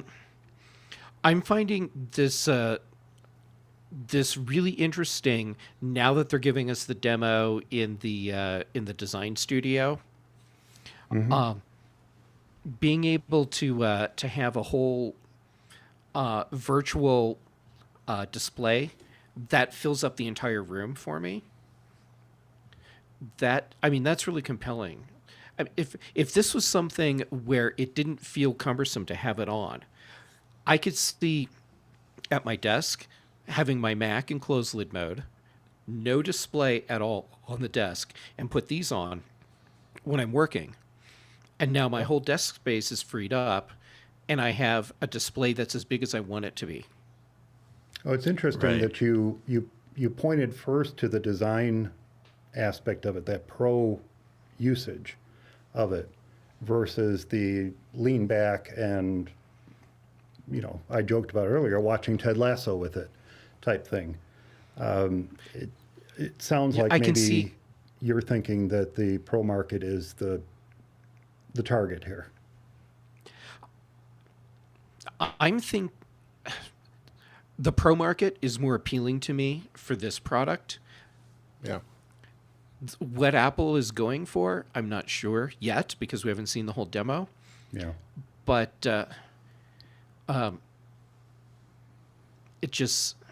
this just seems like such a fluid way to work with. See, now they're doing exactly what I was just saying, and their Mac desktop, they just shifted from the computer to the glasses or the goggles. Yeah, I think there's a huge Yeah. market for this in those areas. Dave, what about those 6 displays you mentioned for the Mac Pro? We probably don't need those now, huh? You would think. I think this is still too new in that arena because of the displays and the pro line of people doing that. Because these professionals are if they have 6 screens, they're doing some serious multitasking editing with these screens. So I just can't see this being. This is a Gen 1 product. There's no question about it. Yeah. So I just don't see it. I mean, I like what I'm seeing. I mean, they had the virtual keyboard, and you don't have to have it like what Jeff said. You don't have to have a screen in order to experience immersive technology. By we're always so used to looking at a monitor. This could be a game changer. Again, it's gonna, like you talked a little bit ago about whether this is a consumer product or not, or a pro product. Look Apple at the does product name. appeal to both. It's SS Pro, so it's going to be a pro product. So consumers, although they'll be probably drooling over it, I think it's going to be probably out of their budget. Yeah. So the battery for this isn't that big because it's in this woman's pocket. And we know that because we live in a weird, stupid world, women's pockets are smaller than men's They're pockets. smaller. Why? Just make bigger pockets, people. Mike, one point I wanted to make, though, you were asking about pro environment versus home environment. Yeah. Think about how much money was spent all over 3D TVs and curved screen 3D TVs and all those things that In retrospect, really too didn't- much. Yeah, well, exactly. And yet people shelled out ungodly amounts of money for them. And it makes me, again, how good this experience is. But this potentially can give you a 100-inch screen that you can take with you anywhere. Yeah. Yeah. What I'm seeing in this presentation is very different from what I've seen in all of the other VR goggle product demos that I've seen before. This is being presented as a polished product and not something for gamers. Right. Yeah, that's Jeff, interesting. that's a great point because so far we haven't seen people, swinging swords or moving around. It's a little more of a static experience, except for this guy standing up right now and walking toward the mountain. But but it's still a static experience. That was a still image. It was not a video. yeah, Right. and that's a really interesting point. To your point earlier, Chuck, about the 100-inch screen, everything I see about this is that it's a very isolating experience. There is Goggles. no communal experience to this. Yeah. If you want to all watch a movie together on the 100-inch screen, well, I guess you're all wearing one of these headsets, right? And even then, Right. you're isolating yourself from the people around you. You might be able Fair to see point. them, but that's an aspect of this I don't particularly care for. But this is a This one, is a well, go we ahead. don't know if this is a 1.0 product yet. This is maybe a 0.5 product. Sorry, Jeff. Oh, the isolation issue, very real, and that's part of what. Well, there's lots of reasons why the 3D TVs failed, but part of that was the fact that it was isolating. You had to put your glasses on, Yeah. and you were isolated from everyone else in the room. Yep. People staring at their phones and walking into poles is a reality. When they're walking down the street with one of these on and trying to interact or engage with the screens in front of them, I can't even imagine what that world will be like. I guess we'll find out pretty soon.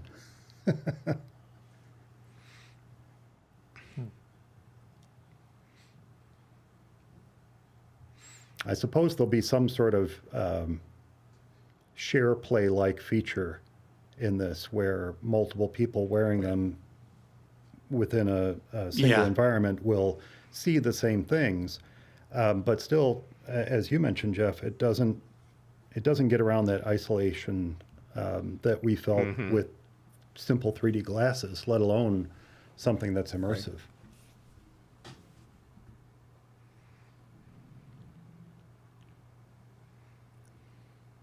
Yeah, they're still keeping it going in this. And Chuck, I see someone say you can watch 3D movies in the Vision Pro. So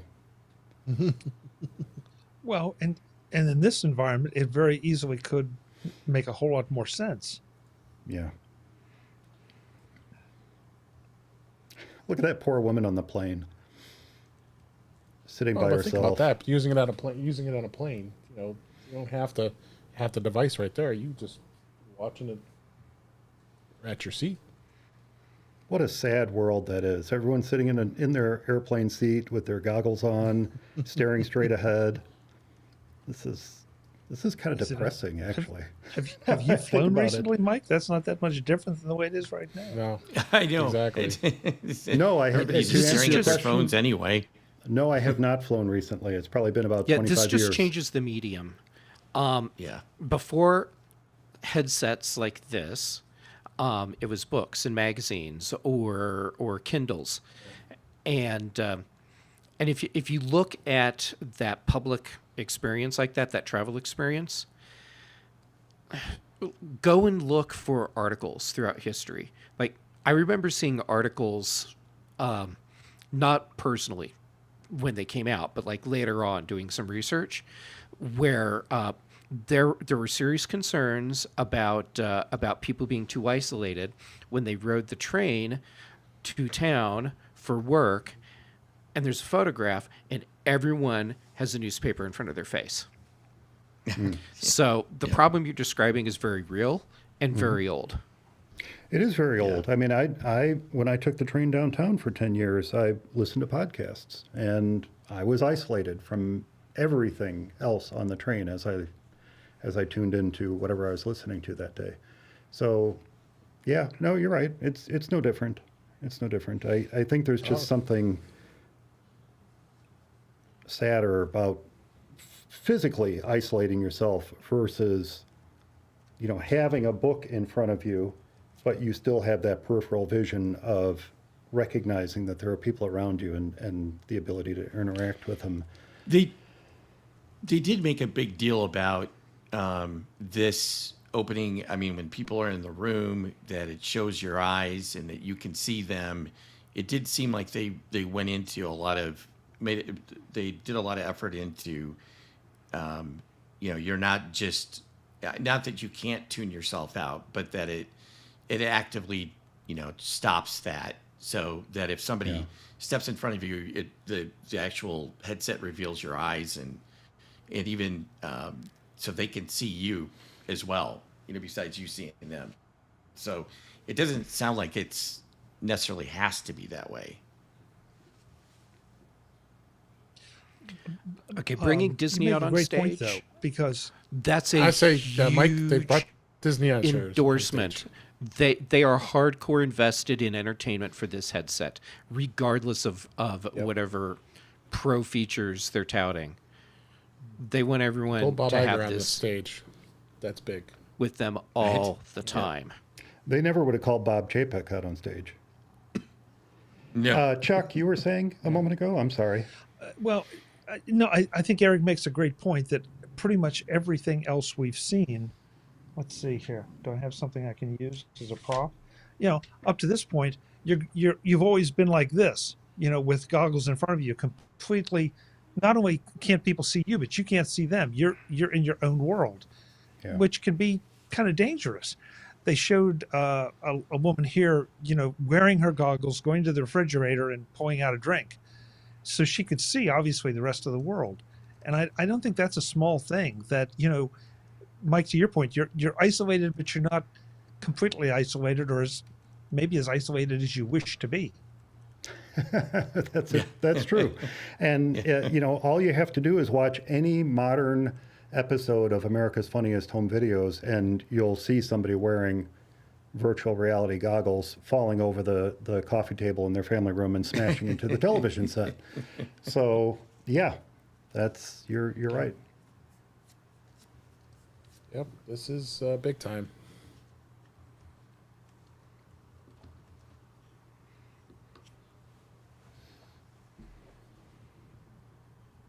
Of course, moving on to sports. Lost Chuck. I don't see him. No, Chuck is back. He probably thinks I cut him off because he made that comment, but I did not. You did. Sure, you didn't. So, to your point, Dave, bringing Disney out, bringing NFL football out. Now we've got the games. Marvel. Yeah, they've moved on to that entertainment aspect of it for sure. Greatest storytelling company in the world to the greatest technology company in the world, he said. Disney Plus will be available on day one. Okay, so I'm having a side chat because, of course, I'm having 1,000 side chats right now. Yeah, you're getting lots of text. My new prediction is in line with one of my other chats for price point. I was thinking $3,000, but now that there's the Disney endorsement and they want this to Yeah. be an entertainment consumer thing, $19.99. Okay, well that's a big difference. 3,000 was the rumored price point, and It's a big difference. they even said that 3,000 was a loss for them, according to rumor. Right. Yeah, I've heard that too. Or cost. So, yeah, 1999. I mean, if it's 3,000, I won't be surprised. But with as much time as they're spending on entertainment, I'm feeling like we might be getting a lower price point because of that. Of that, yeah. 27.99, That would still be lower than 3,000. still lower than 3,000, but not quite two. Two would get it into more hands of consumers, certainly. I mean, you're Sure. paying almost two for an iPad or an iPhone these days. So to Depending. get these for two, I can see folks buying into that. You know, Meta announcing their headset a few days ago to get out in front of the news. They shouldn't have announced anything. They should have just stayed quiet because what they announced, It's garbage. Well, yeah, it's Meta. I mean, compared to this, it is just Getting in the industrial, the structure and internals. oh, that's brilliant. Adjusting for the I forgot the term, the distance between your pupils. Oh my God, that's going to be so important. oh, you absolutely. know You how- actually can see you can see someone's eyes in the goggles. You saw that, right? In the Yeah. Yeah, that's amazing. because those mattered ones. It's like you're walking around blindly. You actually can see through it. Definitely borrowing some adjustment techniques from binoculars here. Yep. Different sizes for light shape. Okay, so apparently I missed something that mattered to me. It adapts to your eyesight. Oh, So does that mean it adapts to your prescription? wow, that would be, That would be something. huge. Must. Wow. I don't know how far behind I am or you guys are ahead, but they also just showed that these have built-in speakers on either side, Yeah. Yeah. which is a really, And, really and they're intriguing. giving the spatial audio like we get with the AirPods. Yeah. right. So Here's- it won't matter where you are on the plane or anywhere else. If you turn your head, things, Okay, there it things is, can straight orient as up. they wish. There, just hit it. So someone was ahead of me. Prescription lenses for Yep. these. Yes, I see Nice. that. from And they just Zeiss. pop in. So if your prescription changes, they can come out and you put new ones in.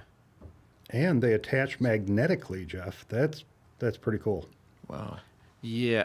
Okay, Thing so is, you this have is to get the those- first headset that like this I've seen ever that actually takes into account vision. Yeah, it really is. But it's going to be interesting to see where do they get those lenses for you, or the pieces that got to go in there for your prescription. Well, based on prescription sunglasses that I've had, it might just be that you need the blanks, and then you give them to your the adapter pieces to your optometrist, and then they have the lenses made, and there you go.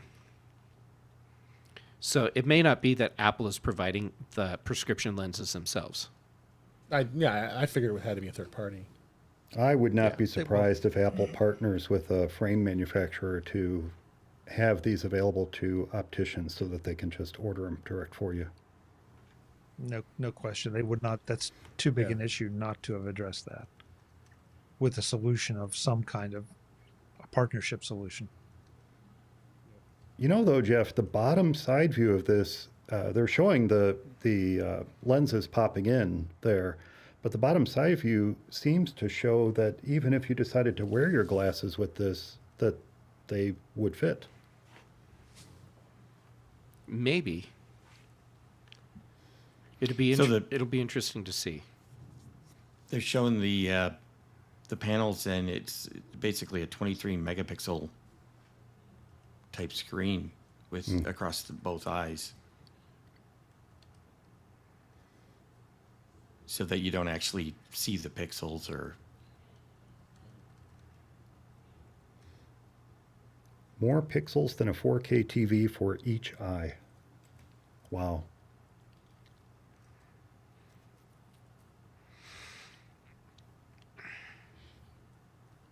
It's And that amazing makes that sense. we're. Yeah.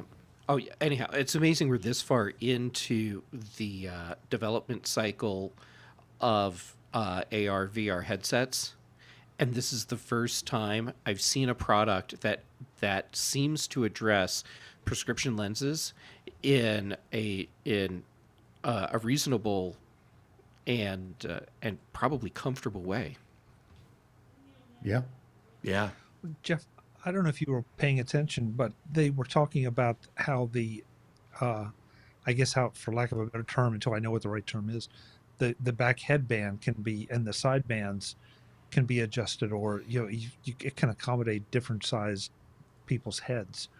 And up till now, it's almost been like a scuba mask where you just grab it and pull it and make it fit. But here, this looks like something that you could customize very much to be very comfortable, and that's going to be imperative if you're going to have the kind of length of use they want for these things.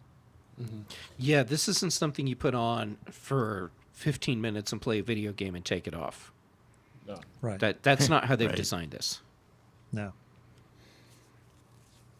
No, Interesting. this is clearly designed to be your computer, in a way. Well, Eric, Or at I mean, least the it display. says the heart of this is the Apple M2 chip. Who chips in it? That's why they're not popping them into the iMac. They need them for these headsets. Yeah. And then running in parallel with that is a brand new chip that they're calling the R1. And this is going to process input from 12 cameras, 5 sensors, 6 microphones. You've got the LiDAR scanner. You've got true depth cameras on it. Wow. LED illuminators.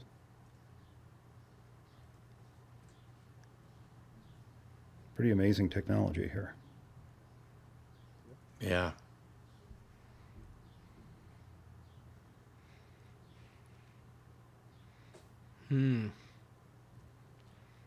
How much would you pay This now? is some impressive technology. Yeah. Jeff, not just that, but just the thinking behind the technology, the recognition of potential issues and how to address them.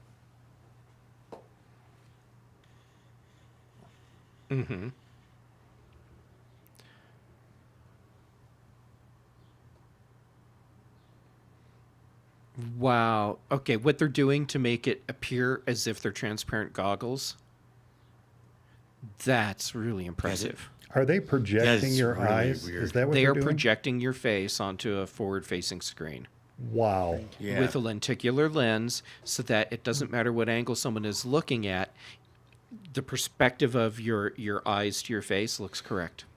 That is bonkers. That's insane. Wow.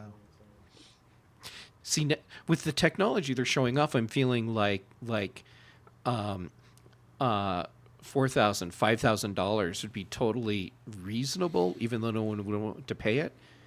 I mean, Right. this is like bonkers sophisticated. It really is.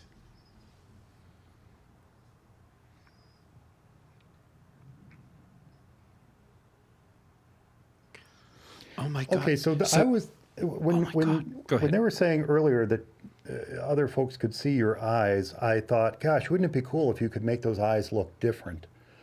Jeff, this technology means you could make your eyes look different.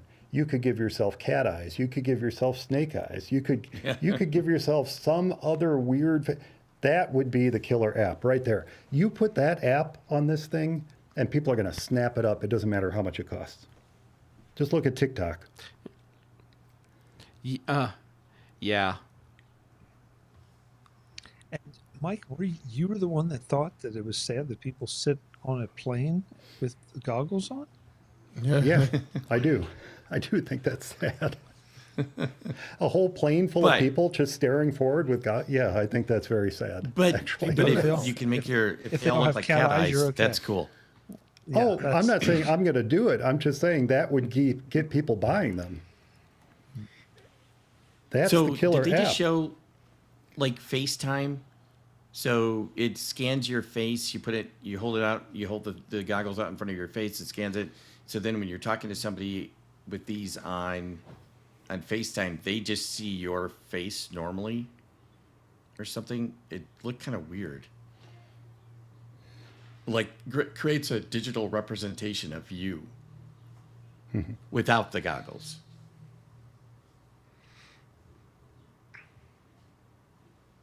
So it's if you didn't see the OS is Vision OS. You know what that sounds like, Eric? Remember we were talking about Google's I/O and that technology they were showing off where you can essentially transport yourself into the room? Yep.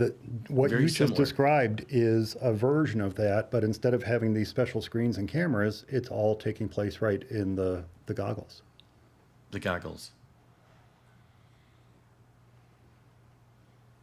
Oh, Chuck, Excel, Word, and Teams are on it. Where did you see that?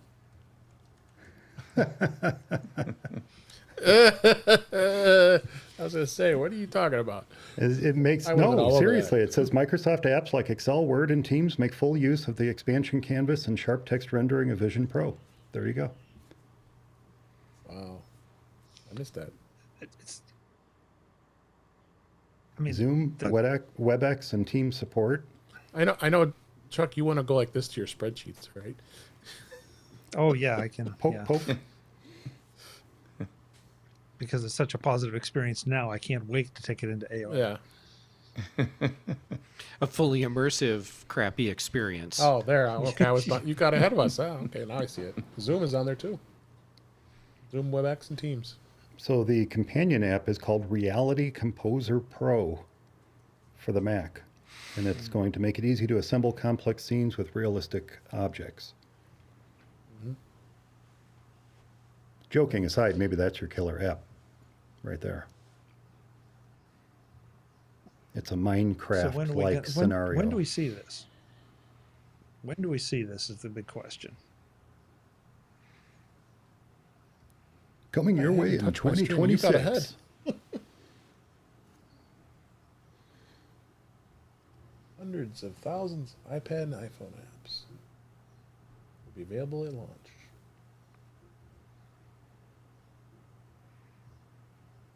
Oh, look at so the Lightroom on a Vision massive screen. Pro will have a brand new app store. Okay.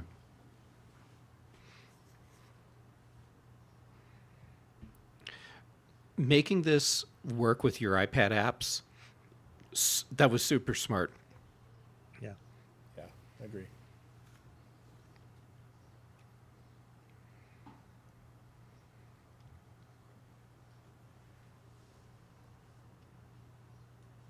And you mentioned games earlier, Chuck. It says popular Unity-based games and apps can gain full access to Vision OS features. So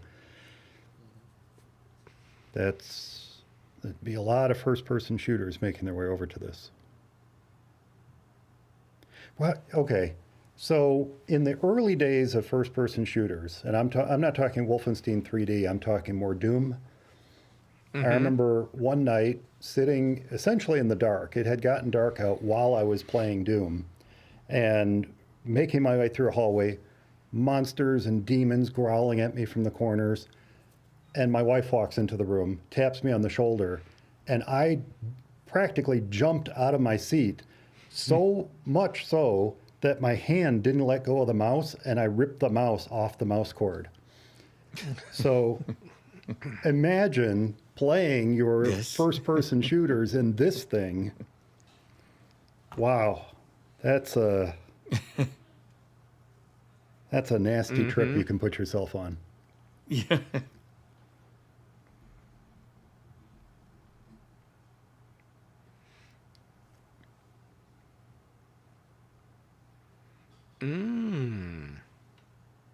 Optic ID.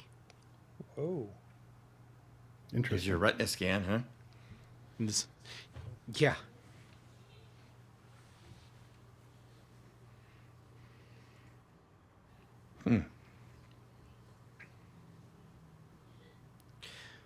I don't recall There we go. hearing any other VR goggle manufacturer talking about privacy and security ever. No. Oh, no. Not at all. Well, You're there's right. no reason to. But here there is. Yeah.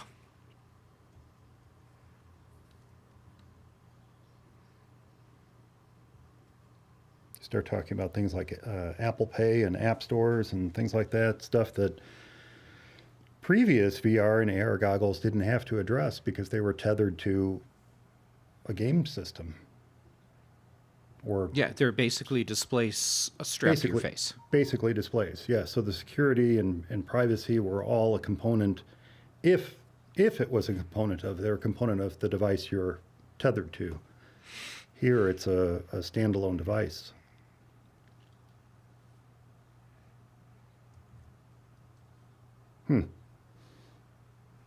Very interesting. Well, privacy and security that we love. they were just talking about eye tracking. I mean, that's not a small thing. And that's something that hasn't been talked about much. So, Holy and they're crap, saying 5,000 patents. wow. Oh, wow. More than either of us guessed, Jeff.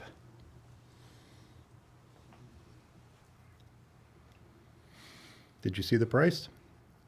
Nope. $34.99. $34.99. Available early next year. Next year. So that gives Interesting. developers until spring-ish. Yeah. To As long as it's not on the same track as the Mac Pro. yeah. Right. And I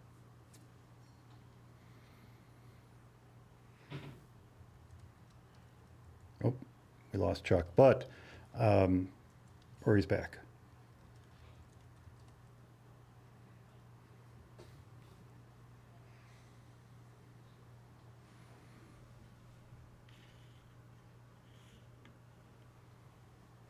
Chuck seems to be muted. Yeah. It's kind of amazing. I wonder why they waited. I mean, you would think that they would have announced it a little bit sooner or a little bit later. I don't know. Like it announced it closer to the point where they would have it ready to ship. I think this is all about getting developers working on software now. Software So that, and Yeah. so that there's a lot of content when this thing launches. comes out, and then also still probably kind of hype in a way, kind of get it. I know when the iPhone, when they announced that, it was like a good 6 months before the iPhone actually was released, and at the time I thought they announced it early, and it was probably not very smart. But then during that time, I think they got a lot of people interested in it, at least me, that maybe wouldn't have been if they would have just released it the next week or something. So yeah, Yeah, it also let them control the narrative because right. as patents and regulatory filings and all that stuff were happening, things that are by their nature public, Yeah. Apple was already in front of the announcements. Yeah. Yeah, they didn't. and The information as getting a out there was out developer there. right This is the now, bang bang. and if you're a developer and you saw Meta's announcement earlier this week, and now you see this, where do you think you're going to put your efforts? Yeah. Yeah. Those developers have probably already forgotten about the Meta announcement. Oh, absolutely. You know, to your point earlier, Chuck, Apple has, or according to this blog I'm following, Apple justified the pricing with a brief comment saying that if you bought a 4K TV, a surround system, a Mac, and more, that this would still be a deal. In other words, this is replacing all those devices. So yeah, 3,500. Of course, we're already gonna see the comments that this is way too expensive. I don't necessarily disagree that it's too expensive for the average Apple consumer, but it's going to be snapped up by a lot of folks very quickly. And as future generations of it come out and the price starts to come down, or they have SE versions of it, that's when it'll start to make it into everyone's hands. Well, that also fits with Apple's modus operandi. Yeah. They start at the high end of the market, and when they feel like they've saturated that to whatever point they want, then they bring out a model of whatever that's lower price, and then they just keep working their way down the market. Yep. Yep. Absolutely. They're also showing a demo reel here, and you notice that they're not the big sweeping hand motions that are going to give you arthritis in the shoulder of Minority Report. It's just a little simple Right. hand motions that would be equivalent to you moving your mouse or clicking your mouse. Right. Yeah. Yeah, Chuck, Yeah, it took 12 years. It took 12 years after Mr. Jobs' passing, but his comment about nobody wanting to reach out and touch their screens and Apple's resistance against touchscreen Macs has all paid off in the new headset. I Yep. agree with that. And you're still not touching your screen. You're still not. Still not touching your. I'm not touching it. I'm not touching it. No. Nope. No, you're right. Yeah, still not touching the screen. You're spot And they on. made a point about that too in the demo, that all the hand gestures, would be relaxed. You could keep your hands in your lap and not have to really, move them and stick them out there. Yeah. You know what? I have to say that I'm more impressed than I thought I would be with that. I guess I didn't know what to expect, but I'm definitely not probably going to run out and buy one. But No. it's I'm not. it's something that it's definitely really interesting. The other thing, usually Apple, and this is an obvious statement, but usually when Apple releases something, a lot of times there's already a market there. That's very few times that they've released something entirely new, and they haven't really been successful at that. I mean, obviously the one was the Newton, with the PDA. That was really kind of a whole new. Right now, if they did it differently, it's possible. If they would have connected it to their Mac back at that time, I think they would have had a lot more success. But I mean, you take the iPod, it was really just a Walkman. The iPhone, at the end of the day, it was still a phone, and so it'll be interesting. This headset kind of is on its own thing. So it'll be interesting to see how many people decide that, that kind of computing is what I want, and it'll work for me, Yeah, exactly. especially at that price.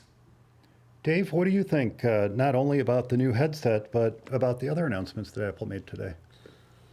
Yeah. I like what I heard on iOS 17 and iPadOS 17 and tvOS 17. So I'm excited for a lot of those the features that stood out. Definitely going to cover it in a lot more in depth on my show and on other shows, I'm sure too. Yeah, I'm super excited. As we expect, Apple is going to stop supporting some of the older devices on the iPhone. The 8 and the 10 are now done. They're not going to. Wow. So it's going to be the 10s and higher. So you have the 10R, 10s, and then higher will still be supported under iOS 17. And then iPadOS will be they're ending at life, which you kind of expected. The first gen iPad Pro, and it'd be like the 5th gen iPad Mini and higher So some of the older iPads will go end of will go end of life now as well. But no, and then the MacBook Pro 15-inch. That was MacBook Air. Excuse me, is going to be a pretty much game changer with I think that's going to be probably one of their biggest sellers ever of all of the Air. For the Air itself is just $12.99? Oh gosh, yeah. yeah. I mean, I think that's going to sell really well. I mean, the M2 MacBook Air, the 13.6 is still a perfectly good machine.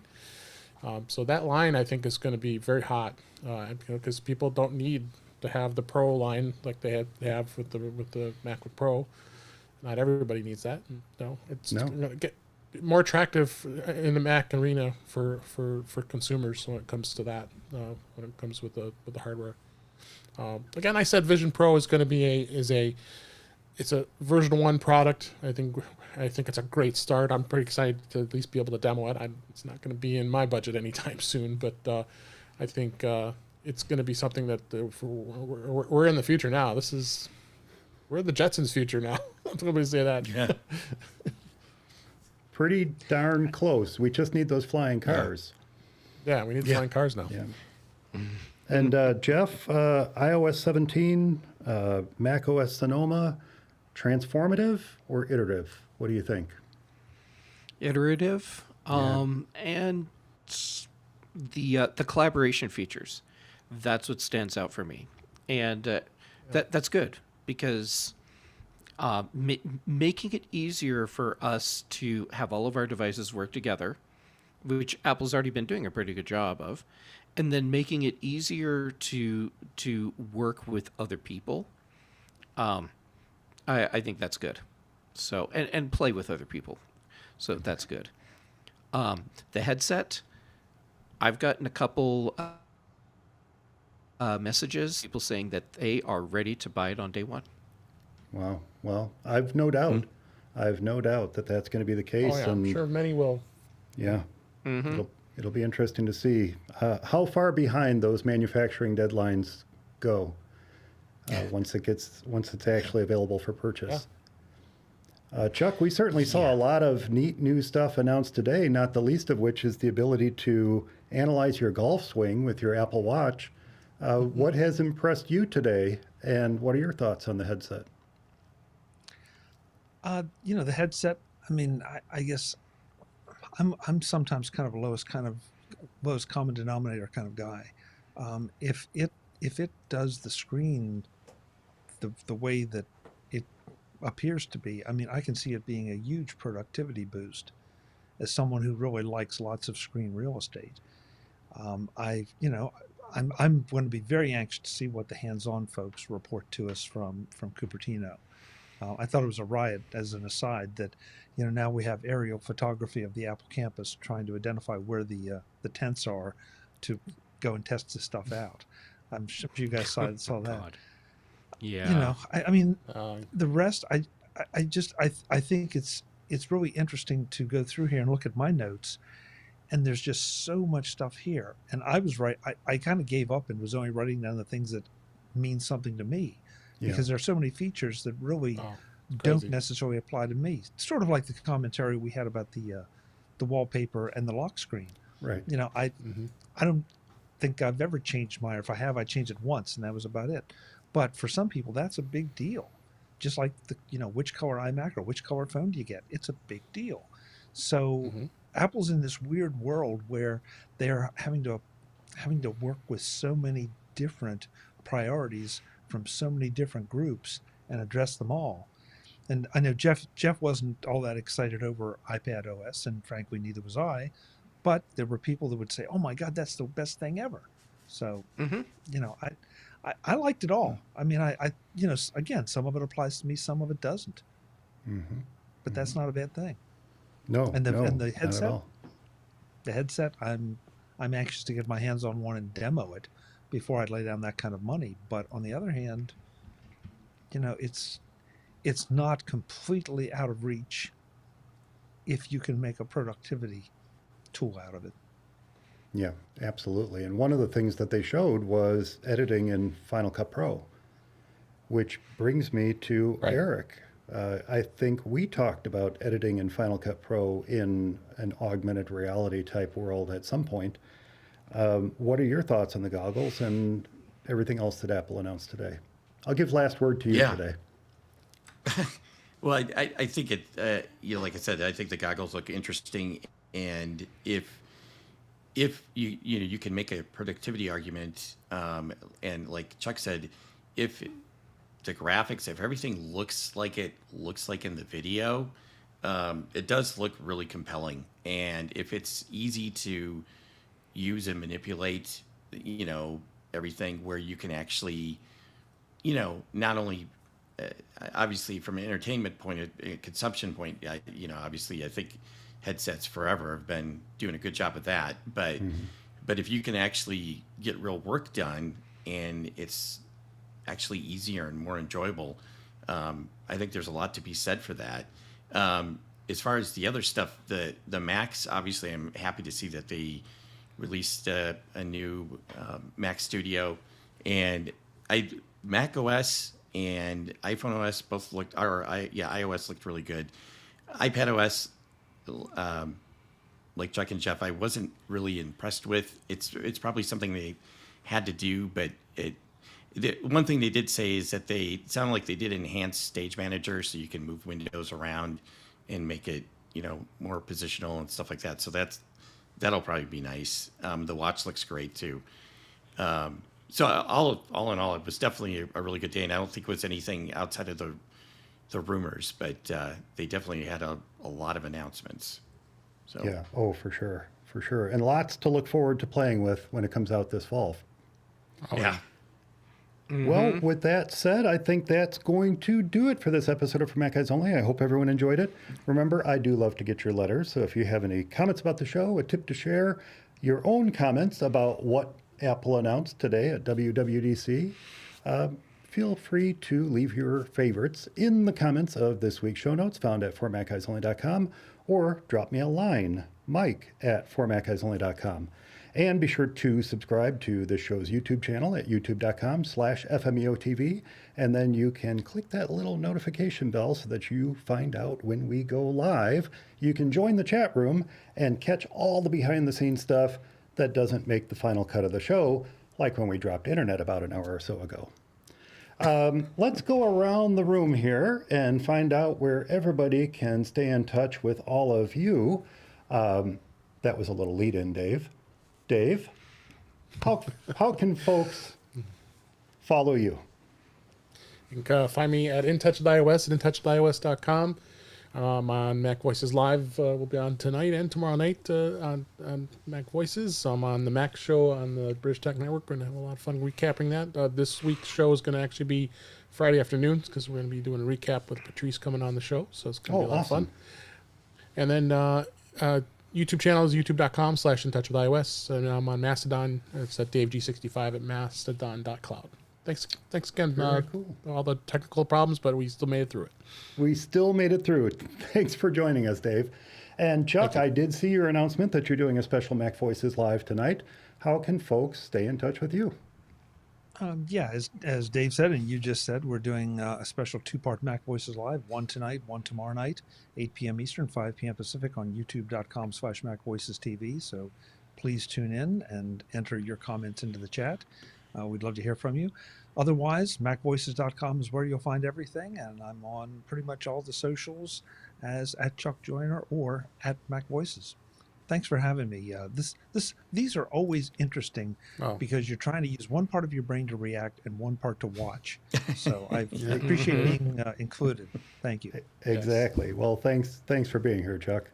And Jeff, how can folks get in touch with you? I'm easy to find on social media. I'm Jay Gamet on pretty much everything, and Mastodon and Instagram. That's where I'm doing most of my stuff.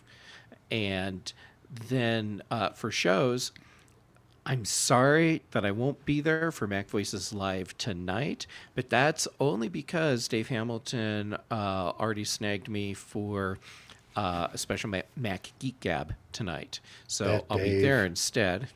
Oh, yes. Anyhow, So watch whatever show you want. You'll have a good time with either. And then tomorrow night, though, I will be on Mac Voices Live with Chuck. And then on Thursday, In Touch with iOS with Dave. And then also on Thursdays on The Big Show, Fridays on The Mac Show. And then Brian Chaffin and I do The Context Machine. So I'm easy to Context find. Machine, that's the one I forgot at the intro. It's okay. I remembered it for you. That's right. Thanks, Jeff. And Eric, of course, how can folks stay in touch with you? Probably the easiest, best is just Eric at formaceyeonly.com. I'm on the socials too, but that's an easy one to remember and works. And our next live episode of For Mac Eyes Only is going to be June 23rd. June 23rd is going to be our next episode. We're not going to do one this Friday because we're doing one today. So June 23rd is going to be our next episode. And of course, you'll be joining me for that. Thanks so much for listening, everyone. Thanks to Dave and Chuck and Jeff and Eric for joining me this episode. Stay subscribed, and we'll talk to you next time.